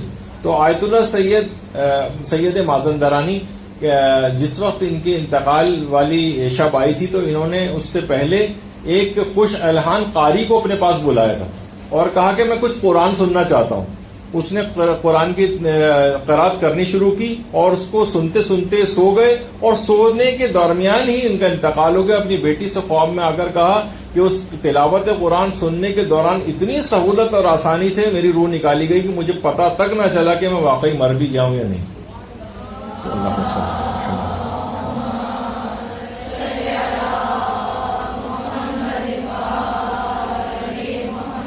تو بہرحال اس لحاظ سے ایک علامت تو ہے کیونکہ آپ نے خود اس واقعے کے اندر بھی آیت اللہ بہجت نے یہ بیان کیا کہ امام حسین نے سیاہ ماما ان کے سر پہ رکھا. اچھا اب کچھ چیزیں ایسی ہیں کہ دیکھیے کچھ چیزیں ذرا خرافات کے طور پر بھی کچھ چیزیں آ گئی. مثلا آپ آج کل دیکھتی ہیں گاڑیوں کے پیچھے ایک بچے کا چھوٹا سا ایک جوتا، بعض اوقات تو زیادہ تر وہ کالے رنگ کا ہوتا ہے، کوئی اور نظر اتارنے کے لیے جو ہے وہ لٹکایا ہوا ہوتا ہے. اب یہ بہت سی چیزیں خرافات ہیں. یہ کوئی ڈوری ٹائپ کی چیز پیچھے سائلنسر میں لٹکی ہوئی ہوتی ہے. کہا جاتا ہے کہ کوئی بہت قیمتی چیز ہے اس کو نظر بد سے بچانا ہے تو ظاہر ہے ہر آدمی یہ سوچتا ہے کہ میں بھی بہت قیمتی ہوں تو ایک گلے میں اپنے لیے بھی ایک جوتا اس قسم کا لٹکا لیا جائے. تو بہرحال یہ اس طرح کی چیزیں جو ہے نا وہ خرافات وغیرہ کے اندر آتی ہیں. اچھا اب اس کے بعد ایک مسئلہ آتا ہے کالے جوتے کا مسئلہ. ایک کالا جوتا پہننا جو مکروہ ہے یا نہیں ہے. اب بالکل تفصیل میں جانے کا موقع نہیں. نیچے دوسرا بہت اہم ایک لیکچر آپ کا اور ہونے والا ہے. مولانا محترم تشریف لا چکے ہوں گے لیکن جلدی جلدی بس کو ختم کر دیں. تمام اس میں خاص طور پر آیت اللہ سیستانی وغیرہ سے تو استفتاء بھی ہوا ہے تو ان کا یہی جواب آیا کہ کالے جوتا پہننے کی کراہیت بھی ثابت نہیں ہے، یہ مکروہ نہیں ہے. اچھا کچھ چیزیں البتہ ایسی ہیں یہاں پر تو آپ کو پتا ہے کہ لوگ کہا جاتا ہے کہ چاہے چوری کا جوتا پہن لو لیکن کالا نہ پہنو، یہ عام طور پر مشہور ہے. اور اس میں کچھ روایات میں بہرحال یہ بھی آیا کہ نگاہ کمزور ہوتی ہے اور غم زیادہ ہوتا ہے اور جسمانی طاقت مردوں کی لحاظ سے کم ہو جاتی ہے. تو یہ بہت ساری چیزیں اس طرح کی ہیں لیکن بہرحال یہ مکروہ ہونے کے لیے روایات آیت اللہ سیستانی کے فتوے میں اتنی ثابت نہیں. اس کے بجائے کچھ جوتے ایسے ہیں کہ جن کا تذکرہ جو آیا ہے کہ جو ریکمینڈڈ ہے عام طور پر وہ ایک تو سفید رنگ کا جوتا ہے اور اس کے علاوہ زرد رنگ کا جو ہے جوتا ہے اس کی ذرا کچھ ریکمینڈیشن آئی ہیں کہ اس سے رزق میں اضافہ ہوتا ہے، کچھ دیگر فوائد وغیرہ بھی بتائے گئے ہیں. اور اگر کوئی شخص بہرحال کچھ امکانات تو ہوتے ہیں ان چیزوں کے کچھ نہ کچھ فائدے اور نقصانات کے اعتبار سے کوئی شخص احتیاط کرنا چاہے تو مرضی ہے، لیکن شرعی اعتبار سے اس کے اندر کراہیت نہیں ہے. اور اس کی مذمت کی جو روایات ہیں یہ بھی اکثر علماء کے فتوے میں ضعیف اور مرسل احادیث ہیں جس کی وجہ سے ان کو مکروہ ہونے کا فتویٰ نہیں دیا جا سکتا. کچھ اور علماء جو کہ اس کے قائل ہیں وہ شاید مکروہ ہونے کا فتویٰ دیں گے. آیت اللہ سیستانی کا بہرحال یہ ہے کہ مکروہ نہیں. اور آج بھی آپ دیکھیے کہ ظلم کے اعتبار سے جو احتجاج ہوتا ہے اس میں بھی کالے رنگ کی پٹی جو ہے ڈوری ٹائپ کی وہ ہاتھوں کے اوپر باندھی جاتی. تو لباس جو عزا ہے کیونکہ اتنا زیادہ ظلم ڈھائے گئے خاندان اہل بیت پہ تو مکمل لباس سیاہ پہن کر ہم اس ظلم کے خلاف احتجاج کرتے ہیں. جو چھوٹے موٹے جو ظلم ہوتے ہیں اس میں کالے رنگ کی صرف ایک ڈوری لوگ باندھ کے احتجاج کرتے ہیں لیکن ہم پورا لباس سیاہ پہن کر احتجاج کرتے ہیں. تو بہرحال یہ علامت حزن و غم کے طور پر ہے، اس کے طور پر ہی اس کو منانا چاہیے. اس کی حکمتیں بہت ہیں، علماء بہت زیادہ اس کی جو ہے وہ تاکیدات کرتے آ رہے ہیں. علماء خود بھی پہنتے ہیں. امام خمینی جس اعتبار سے اس لباس کو جو ہے وہ پہنا کرتے تھے اس کی مشروعیت پوری ثابت ہے اور قول و فعل تقریر معصوم سے اس کی مشروعیت ثابت ہوتی ہے. علماء کے سلسلے میں فتاوی ہیں، علماء اہل سنت بھی اب اس کی جواز کے فتوے دینے لگے ہیں. آج موقع نہیں ہے ورنہ آپ کو آج ایک کچھ چیزیں اور بھی سنواتا میں. تو بہرحال اس لحاظ سے خانہ کعبہ کو بھی آپ نے دیکھا کہ وہ بھی سیاہ رنگ کے لباس میں ہے. اور کسی شاعر نے بڑا اچھا شعر بھی کہا ہے نا کہ اچھی لگتی ہے سیاہ پوشی کعبہ ہم کو یا تو جچتی ہے پوشاک عزاداروں پر. تو خانہ کعبہ کے اوپر یہ رنگ زیادہ اچھا لگتا ہے یا عزاداروں کے اوپر یہ رنگ زیادہ جو ہے وہ اچھا لگتا ہے. تو بہرحال یہ کہ آپ نے دیکھا کہ یہ اس کے اندر کتنی احکام موجود تھے، اس کے اندر چیزیں تھیں، کتنی روایات آپ نے اس سلسلے میں سنی، اس کی مشروعیت پہ اس سلسلے میں کتنے واقعات تھے. تو بہرحال اس اسلحے سے آپ کو لیس ہونا ہے اور ان چیزوں کو جو بھی شبہات وغیرہ ہوں اپنی مجالس کے اندر، کیونکہ ذاکرات کی ٹریننگ کلاس ہے تو کوئی نہ کوئی ایک شبہ 5 منٹ 7 منٹ کا اپنی تقریروں میں آپ کوشش کریں کہ اس کا ازالہ لوگوں کے دماغوں سے کریں، ان کے پاس کچھ دلائل آ جائیں تاکہ معاشرے میں جب کبھی ان سے کچھ سوال و جواب ہو تو شیعت کا وہ دفاع کر سکیں. تو یہاں پر گفتگو روکتے ہیں، انشاءاللہ اگلے اتوار کو پھر دوبارہ ایک درس کے سلسلے میں آپ سے ملاقات ہوگی کسی نئے موضوع کے ساتھ. وصلی اللہ علی محمد وآلہ الطیبین الطاہرین.